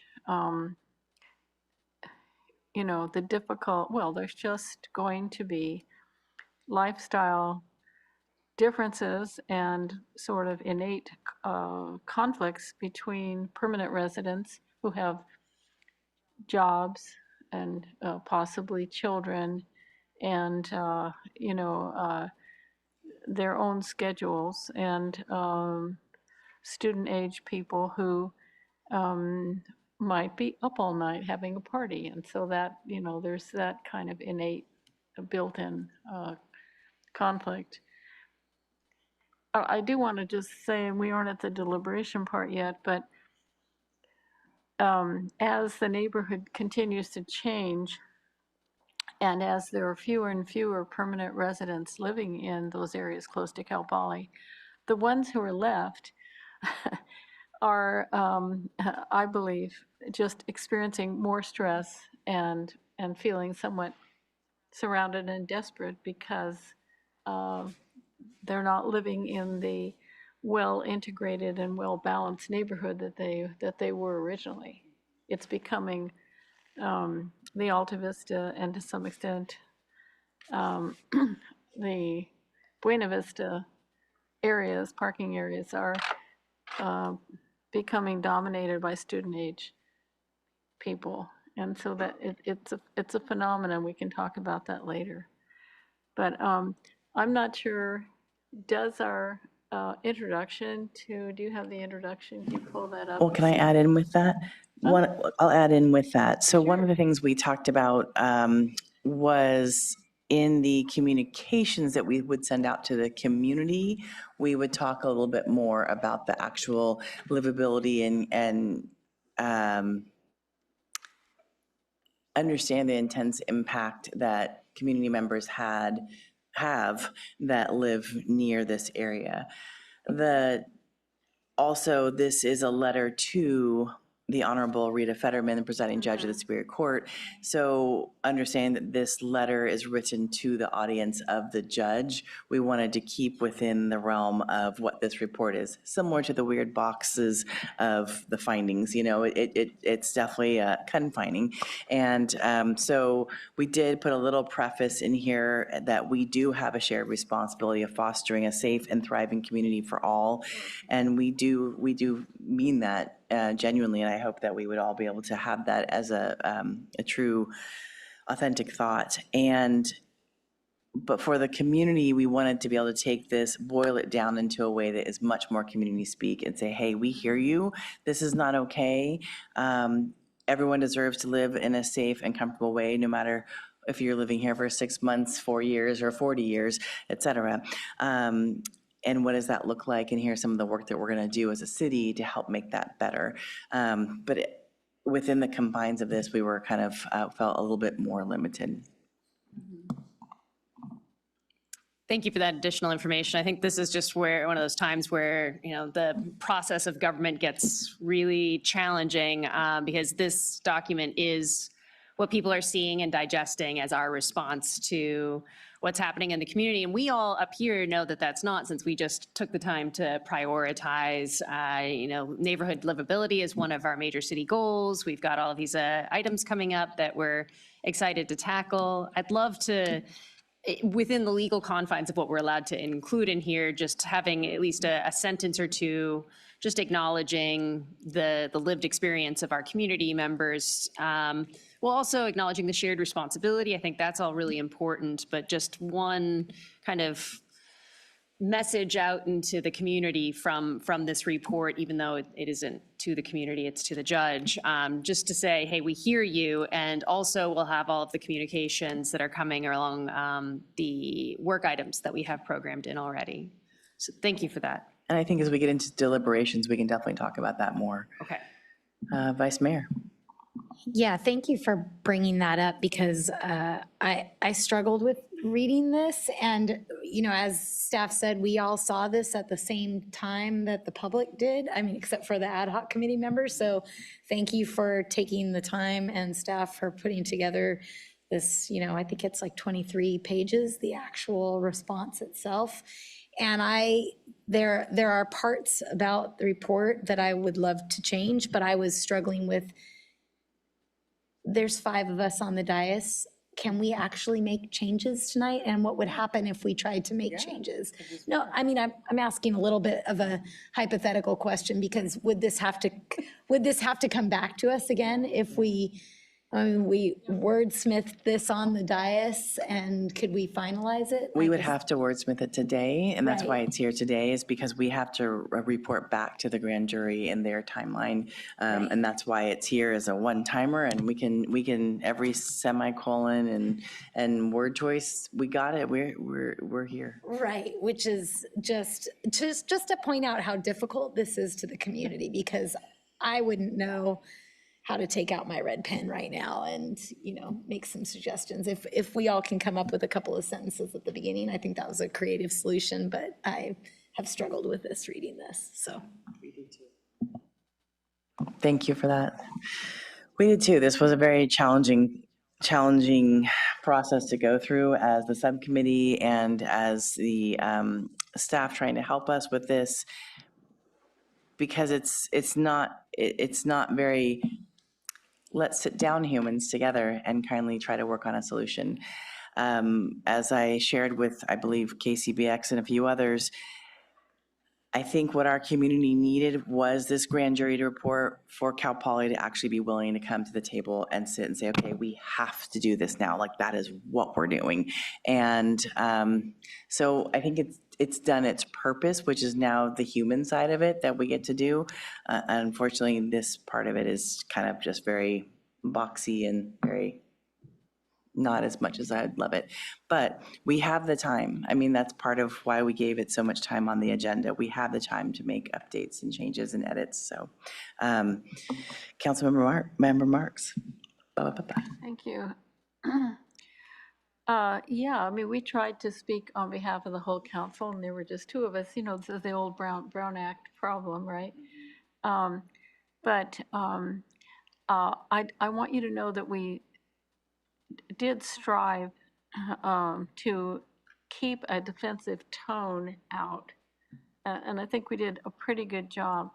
On the other hand, in my estimation, the grand jury was taking the complaints that they had received from various individuals kind of, how do I say, uncritically. They didn't really examine it. They didn't really, as Councilmember Boswell pointed out, look at our attempt to correct some of the misstatements that were made in their initial request or demand that we respond.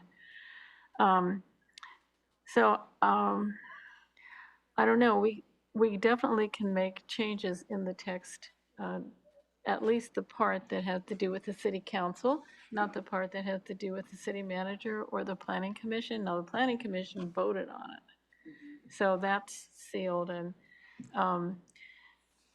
but I'm not sure how productive that would be in terms of responding to Judge Fetterman. And my concern is that we not in any way alienate the grand jury or the judge. Frankly, some of the people who are feeling so desperate and angry may just have to continue with those feelings, even though I would love to be able to change reality in such a way that they were feeling totally comfortable with their situation in their neighborhoods. But we're talking about a very dynamic situation, and it's going to get more intense. As we learned at the convocation, Cal Poly is going to go to a year-round schedule. That means that there won't be 3 months in the summer where the students, student-age people empty out, right? It'll be year-round. Also, we learned that Cal Poly plans to increase enrollment. They're also building more on-campus housing, but it's not going to compensate for the fact that there will be more student-age people living in the city. And frankly, the cheapest source of housing for students, Cal Poly students, is off-campus housing. It doesn't cost them anything unless they buy it, like the lofts over there near San Luis. We've also heard that Cal Poly is interested in allowing more fraternities and sororities to join Cal Poly, to be recognized by Cal Poly. So, we're at a kind of a crossroads, I think. And that's why I feel grateful to the grand jury to highlight this situation, bring it to our attention, even though it's, it causes some stress in terms of responding to their accusations. But nonetheless, this is a good time to really assess what's been done in the past and hopefully position ourselves so we can be more effective in working with Cal Poly and the county.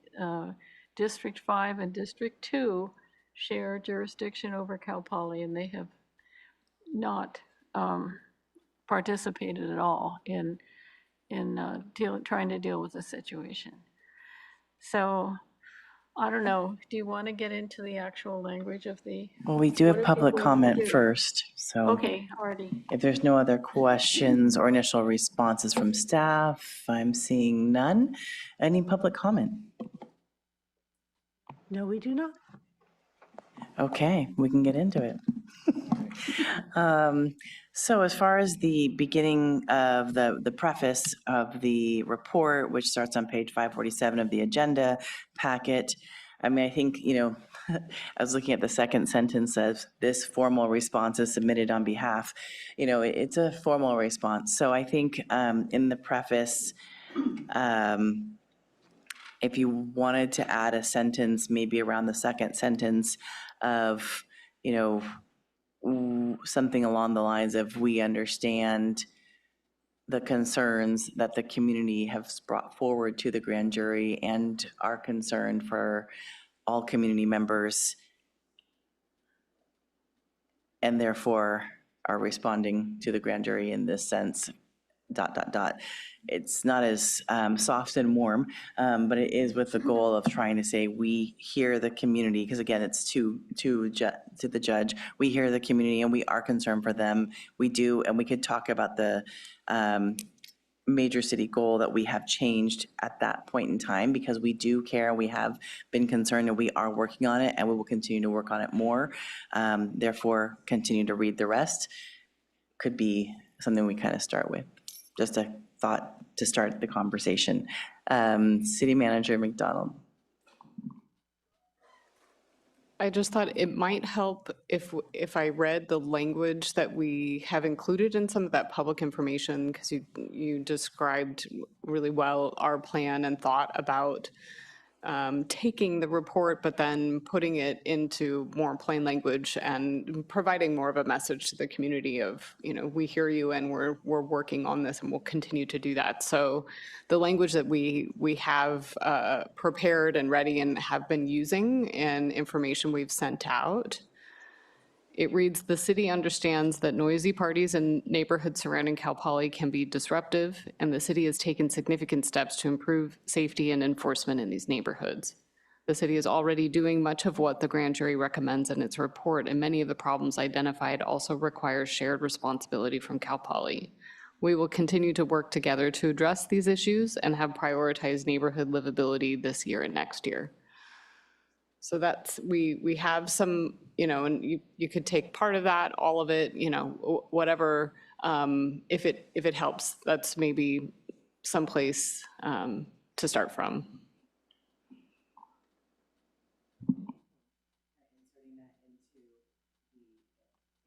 Hi, there's a microphone.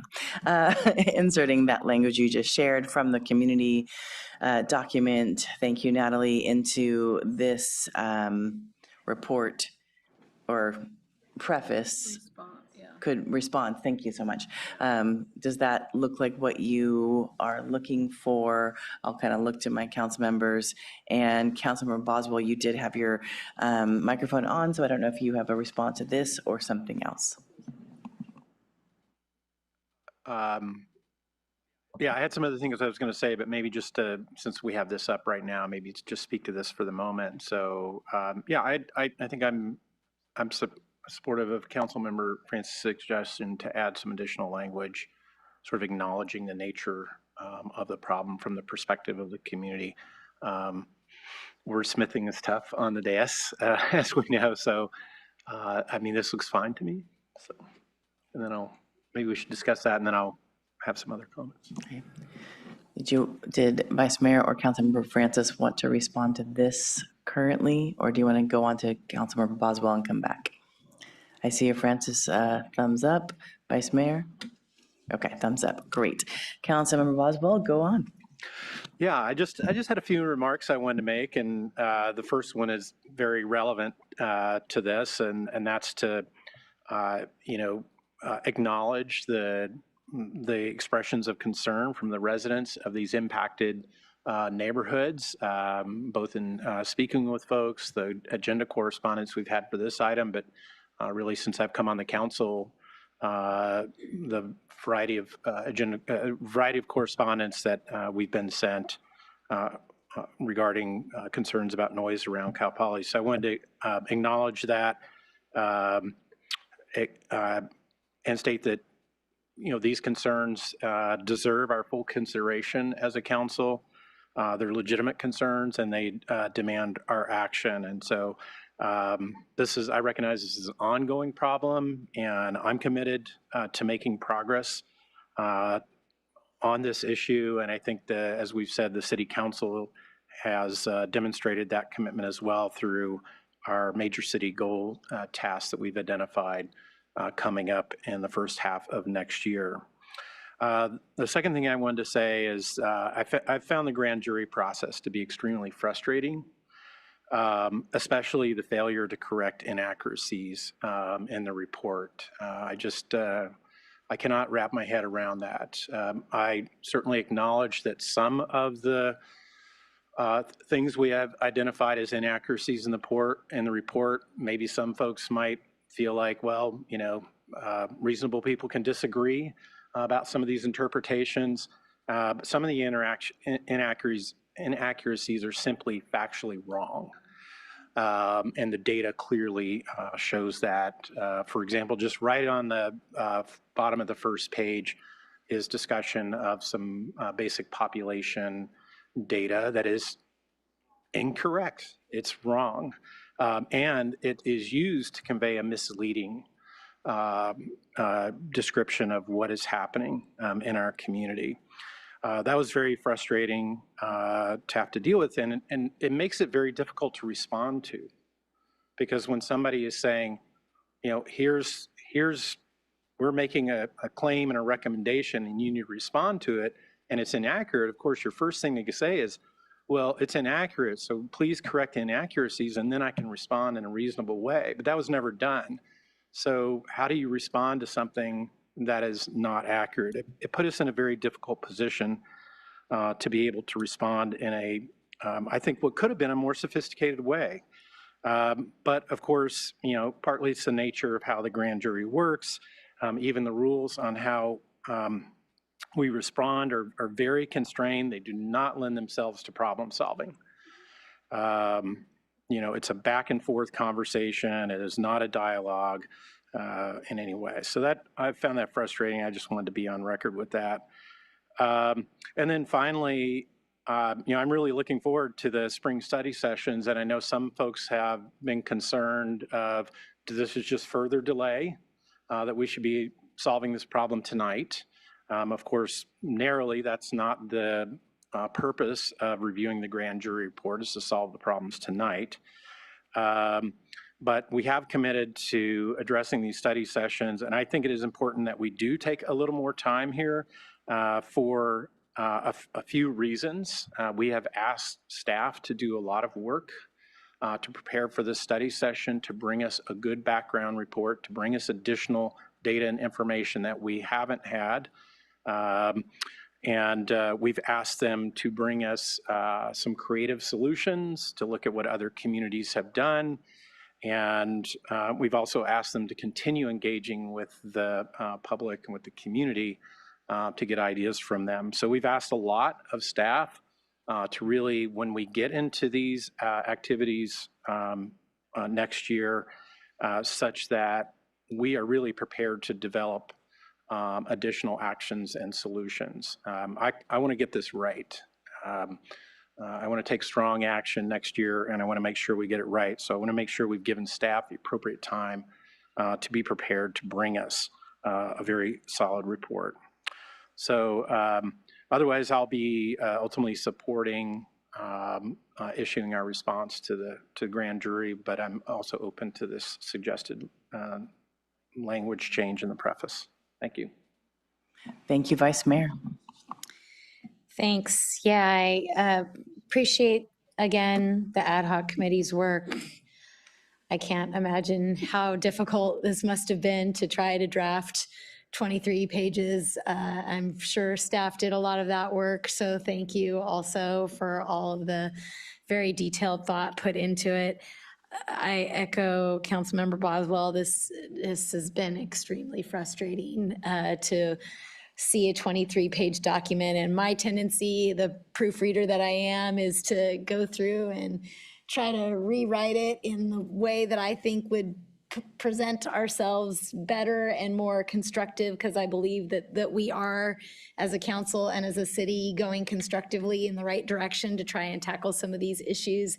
And this format just does not lend itself to anything other than, as you said, Councilmember Marks, coming off defensive. It's not because you didn't try to make it sound productive, but it's like you either agree or you disagree, or you're going to do the recommendation or you're not. There's no gray area in the formatting. There's no middle ground, and there's no way to really just tell the community who's going to read this over and over again that, yes, we are doing all of these things, except to list them out, you know, after you've already said, I'm not going to do this thing.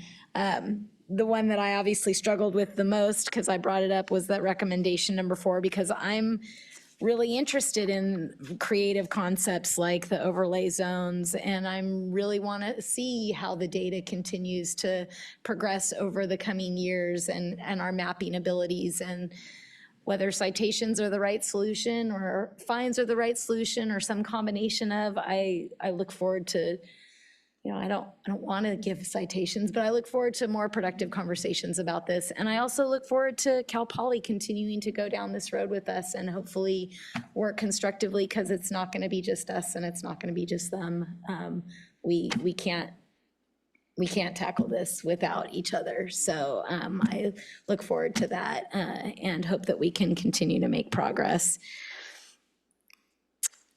And I do want to echo that even though this report, if you read it, might look like we disagree with everything and we are not implementing the things that have been recommended, we really all do care about all of these things. We read all the emails. I take every email to heart. I respond to as many of them as I can. And I'm frustrated by it all too. So we hear you, and we're going to keep working on it. And there's always going to be work to do, but we're going to keep working on it. Thank you. Councilmember Francis. Yeah, thank you, Councilmember Boswell, for your comments, and thank you very much to the ad hoc committee for all of your hard work on this. I was really glad that you guys were tackling it. I really appreciated your comments around the challenges of trying to address the inaccuracies without appearing defensive, and I think that's kind of where my plea for the additional language came from, and I appreciate your quick wordsmithing up here so that we could get a little just acknowledgement of the community in there. So I think the really important thing is that, you know, our council has prioritized dealing with the issue of noise and other impacts from Cal Poly, and actually more broadly just livability in our city. So I'm really looking forward to a robust process to develop work plans that get at that lived experience of our community members. And as some of you have already gotten at, you know, I'm really hoping that this serves as a launch pad for more productive problem solving with Cal Poly, particularly around exploring the idea of a future Greek row and other less disruptive strategies to ensure that, you know, our college age students, they have places that they can go and socialize. It is so important to get together, spend time together, and have that full college experience, but without it making it so disruptive to the community around them. And I think we can get creative. We've got some space. They've got some space, and let's see what we can do to get folks that space that they need. Thank you. Thank you. Yeah, I just want to kind of add in my personal thoughts on this. You know, yes, agreed so much, Councilmember Boswell. This has been a very frustrating and stilted process. And it's also been frustrating not being able to have a conversation with all the parties involved in a productive and respectful way. One thing that I will say is, you know, every year we have a new student president, a new student IFC chair, a new student Panhellenic chair. We've got new students every year. Some have been here for a while. And we have a chance again to reinvigorate the Student Community Liaison Committee, the SCLC. That's where we bring together the residents in the community, the students, the city, whether it's this committee and having a task force to do some sort of real productive work, or whether it's something else. I don't know what that looks like, but I do think that there's a lot of complexity and a lot of nuance, and it's not always just fix this one thing. So if we can really truly bat ideas around and have good brainstorming and have some good conversations as to how we can solve some of this. I know that we've talked closely about, okay, then where do we go? If you don't want us in the R3, R4 lots, areas, you know, that's what people have asked me, students have asked me and said, well, where else are we supposed to go? And, you know, our director Toy said, let's help them figure that out and get the actual locations to Cal Poly and to the students and help them be able to figure out where they are supposed to be. We also have this unique balance between this conversation of words that sometimes words harm, illegal versus satellite, you know, going back and forth regarding these fraternity homes. Well, there's individuals that live in a home that do have some affiliations. It doesn't mean it's an actual satellite house or it's an actual illegal house. We also have civil rights, and where people, I can't ask you who you're sleeping with in your house. I shouldn't be able to as a government official. That's something we fought for years as a Civil Rights Act. And while right now in this world, it may be going in a different route, we have a job to do, which is to help people have their civil liberties. And that's important. So I think that, I know we said it already up here, but this work plan is real. We do care about people being able to live in a comfortable way, no matter what age and how long you've lived here. And that is going to be in a variety of things. Now, I will say I've received a lot of emails and concerns all throughout, actually probably my 7 years of being on this council, but around ransacking and doing horrible things.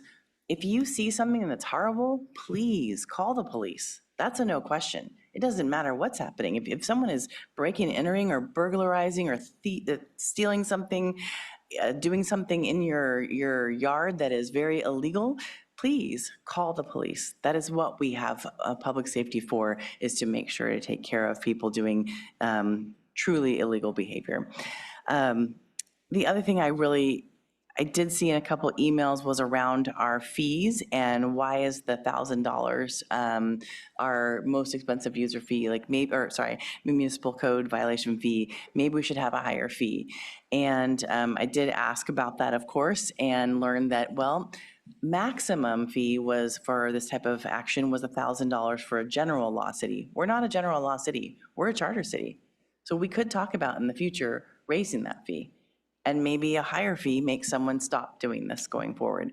At the same time, when cover charges are charged at a party, does it? I don't know.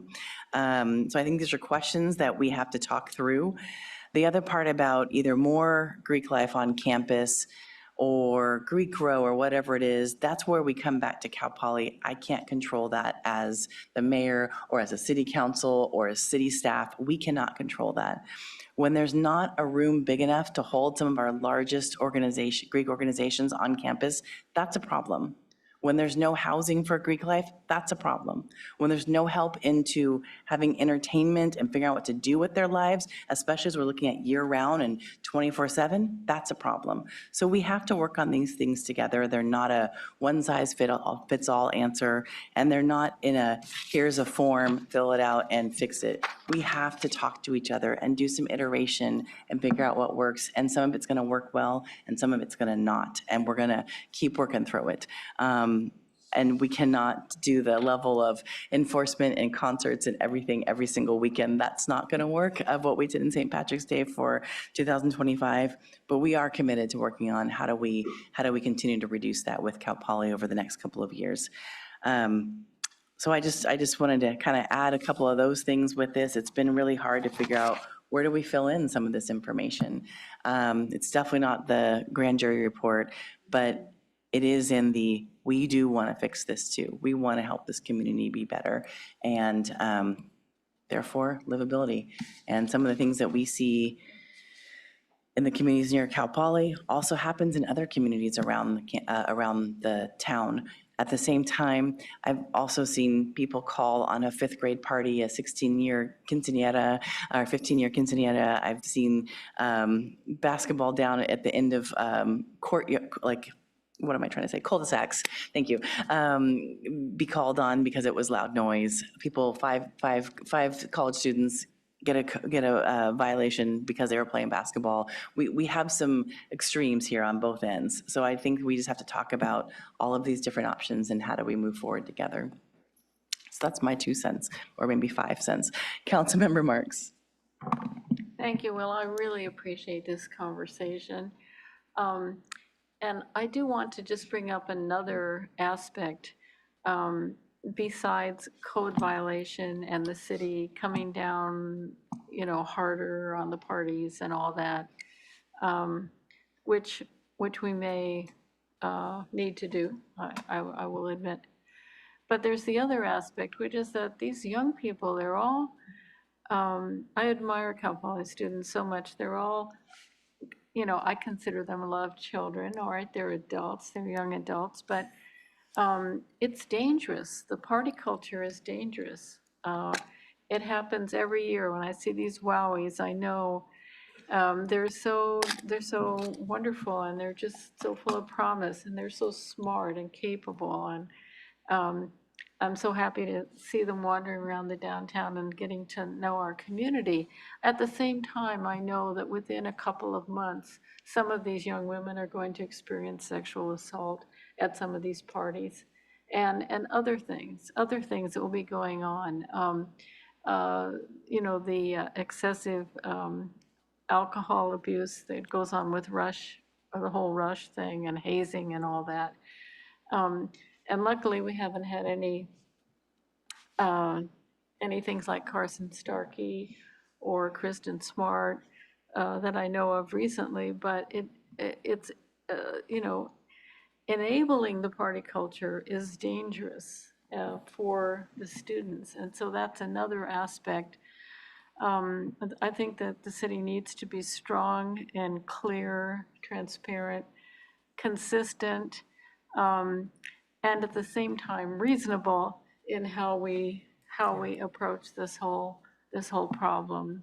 So again, getting back to the grand jury report, I feel good about it the way it is myself, and I'm glad to insert that language. But I don't know, are there any other changes that one would want to make? Vice Mayor? I think it's good the way it is. I like the addition. I think it, as we've said, it's a formal document. It's a response to what the grand jury asked us to respond to. It gives all the data that we need to kind of explain where we're at. I don't know that adding more sentences here and there really shows what our true intent is. I think our intent and what we've all said here and what our purpose and our point in going forward is more important than trying to continue to wordsmith it. So I would say let's move forward with the addition in the preamble or the beginning of the document and move on and get to work. Sounds good. So with that, I will move to approve the City Council, Planning Commission, and City Manager's joint response with the additional sentences that two sentences, I believe, that we added in the beginning paragraph. Is there a second? Councilmember Francis? I'll second. Great. Can we have a roll call, please? Mayor Stewart? Yes. Councilmember Francis? Yes. Councilmember Boswell? Yes. Councilmember Marks? Yes. Vice Mayor Shorsman? Yes. And the motion passes 5-0. Thank you so much. I know it's a challenging conversation, and I appreciate it. And I appreciate the ad hoc committee. And with that, we'll move on to liaison reports and communications. And actually, most of my meetings are coming up, so I'm going to pass it on to Vice Mayor Shorsman. Thank you. I'll start out with, I had the pleasure of taking finally a tour of the water treatment plant with the utility staff. I've been on the council for 4 years and hadn't had a chance to do that yet. So it was good to get a real perspective on where all that water comes in and what we do with it when we get it. Had a downtown SLO board meeting last week and was happy to spend my Friday evening at Brass Mash Concerts in the Plaza for the last concert of the year. They were great. Always looking forward at the last concert to the next one next summer. I'm sure the downtown SLO staff are happy to have a little break, but concerts in the Plaza are always a highlight for me. And then many of us were at convocation at Cal Poly yesterday. It was just yesterday. And I have a Homeless Services Oversight Council meeting tomorrow at Department of Social Services at 1 p.m. So I'll leave it there. Thank you so much. Councilmember Francis. I had a light week of community meetings, but tomorrow I would encourage all the community to come down to Constitution Day at the SLO Law School on Broad Street, just past Tank Farm, from 5 to 6:30. There we go. Councilmember Marks has the flyer there. And CAP SLO meeting is coming up a week from Thursday. That's all. Thank you, Councilmember Marks. Thank you. Well, I went to the County Water Resources Advisory Committee, the RAC, on the 3rd of September. They're doing a countywide groundwater well study. They want to know where all the wells are. Except they're not looking at the urban areas. They're just looking at the unincorporated county. And they were asking me, well, where are the wells in the city of San Luis Obispo? And I went, I don't know. So I just want to toss that one to staff. The county may want to know, and especially since we're drilling another one. And since we had this problem that I understand there was a possible contamination of local well water with our water supply that made a well water advisory happen in a neighborhood. So anyway, that's something that the county may want to, the city may want to communicate to the county about where our wells are. On the 5th, I met with Carl Tupper. He's the new Air Pollution Control District Executive Director over coffee. He's checking in with all the board members, and I think he's off to a good start. So, and tomorrow morning we have Air Pollution Control District meeting. I have been meeting with Tyler Corey over coffee about the tenant union, the renters union issues, and I was glad to see so much comment tonight. People are really getting organized, so that's good. On the 10th, I met with David Baldwin and Mark Simonian about the CWA, or what used to be called the PLA, agreements for the upcoming capital projects.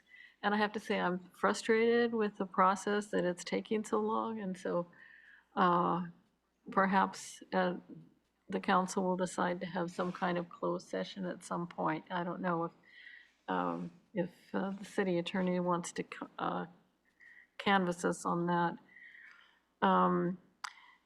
There was an IWMA board meeting on the 10th also. The board decided to eliminate a longstanding local grant program at that meeting, which was a surprise to me. And the feeling was that the only people who were applying for the grants were the larger cities, and everybody kind of looked at me. And sure enough, the smaller CSDs, the smaller cities that don't have any staff that are dedicated to these different kinds of like solid waste issues tend to not to be the ones who have the energy to get the grant. So they did, the rest of the board, I voted against it, but the rest of the board decided to eliminate it. Colby Sky, the new executive director, has reached out to the food bank about increasing edible waste recovery. And that includes gleaning, and he and his staff are volunteering for Glean Slow, which I was really impressed with. That's a good idea. And the really bottom line is that all the jurisdictions are fully compliant with all of the state mandates, and we have met the Cal Recycle requirements fully. Okay, and a number of us attended the 9/11 commemoration, 24th year commemoration. It was smaller this year, and in light of the fact that next year is the 25th, and I think there's going to be a bigger celebration then, or memorial service. On the 12th, I met with the San Luis Obispo College of Law Advisory Body, and good news is that the concept of a community mediation center is moving forward. A letter of intent has been drafted, which is not public at this point, but it's going to the Monterey College of Law Board of Supervisors at their meeting tomorrow. And after that, we'll have more information. If they give it the green light, then it's gonna, I think, the goal would be to get it up and running, I'm saying by the spring. That would be the goal.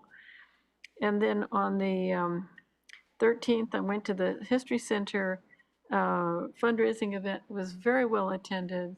There were a lot of wine makers and there, so it was almost like a conference of winemakers. It was really interesting. So that's all I have to say. Nice, thank you. Councilmember Boswell. Thank you. Just a few things. First, I want to acknowledge the Cal Poly convocation. It was great that we could all be there. You know, tonight we had a conversation about maybe some of the not great aspects of the university's impact to the community. But it's always interesting to hear at convocation what Cal Poly's up to, and you know, it was really. I don't know how many folks in the community know this, but Cal Poly is really increasingly getting national recognition and achieving national rankings. It really, truly is a nationally known university now. So it's always good to hear the positive things that Cal Poly contributes to our economy, our culture, and our way of life here in SLO. And of course, we get to hear the president talk about what the upcoming plans are, which are interesting, including Cal Poly's growth, which as mentioned earlier, will be something that is both an opportunity and a challenge for us here on the council. But I look forward to continuing that dialogue with Cal Poly as they continue to move along. And welcome Maritime Academy to the Cal Poly family as well. The Airport Land Use Commission meeting this week is canceled, and the LAFCO meeting this week has no items relevant to the city. So, and then the final thing I want to mention is that I think when I was about 8 years old at my birthday, I blew out the candles and wished that I could ride on a fire truck. And I'm happy to report that a half a century later, 2 days before my birthday a couple of weeks ago, I got to ride on a fire truck. So I got to do a ride along with the fire department and get a more extensive, I had done a brief tour, get a more extensive tour of Fire Station number 1 and all the facilities. So I want to thank the fire department, chief and the fire department staff who hosted me. It was really a great day. Of course, we did have to go to a couple of calls, which is not fun, including one where a motorist struck a bicyclist at the South and King intersection. Luckily, as far as I know, the cyclist was okay. And so hopefully that was the final outcome. But anyways, in terms of doing the ride along, just my message is kids, never give up on your dreams. Okay, but did you go down the pole? I did not go down the pole. Why not? Because I did. Apparently, there was an incident with a previous council member, maybe unnamed, I don't know, went down a pole. Or no, it was actually a staff member, I think. Yeah. They said Well, no going down the pole. it only took But I me got to ride the 7 fire years, truck, but. so, hey, I'm good. I'm good. Well, the one thing I did forget to say is I did have the RTA meeting. I forgot to mention that, so sorry. And they are getting closer to being able to get the open loop, and we feel really confident that January we'll be able to tap and pay with our phones for a bus ride, as well as they are looking for funding to fully fund the electric charging locations. Also, we are, but that is still good for an opportunity for a countywide zero-emission bus rollout plan. So hopefully that will work out for all of us. And then back to Cal Poly being back in session, they increased their direct RTA Route 9 midday service to Cal Poly campus. So hopefully you don't have to watch the bus go by you when it's already full. So hopefully that will help us all in the community, help people get around our city for school, work, and play. Thank you so much for a great meeting, and I will see you all on October 6th. Good night.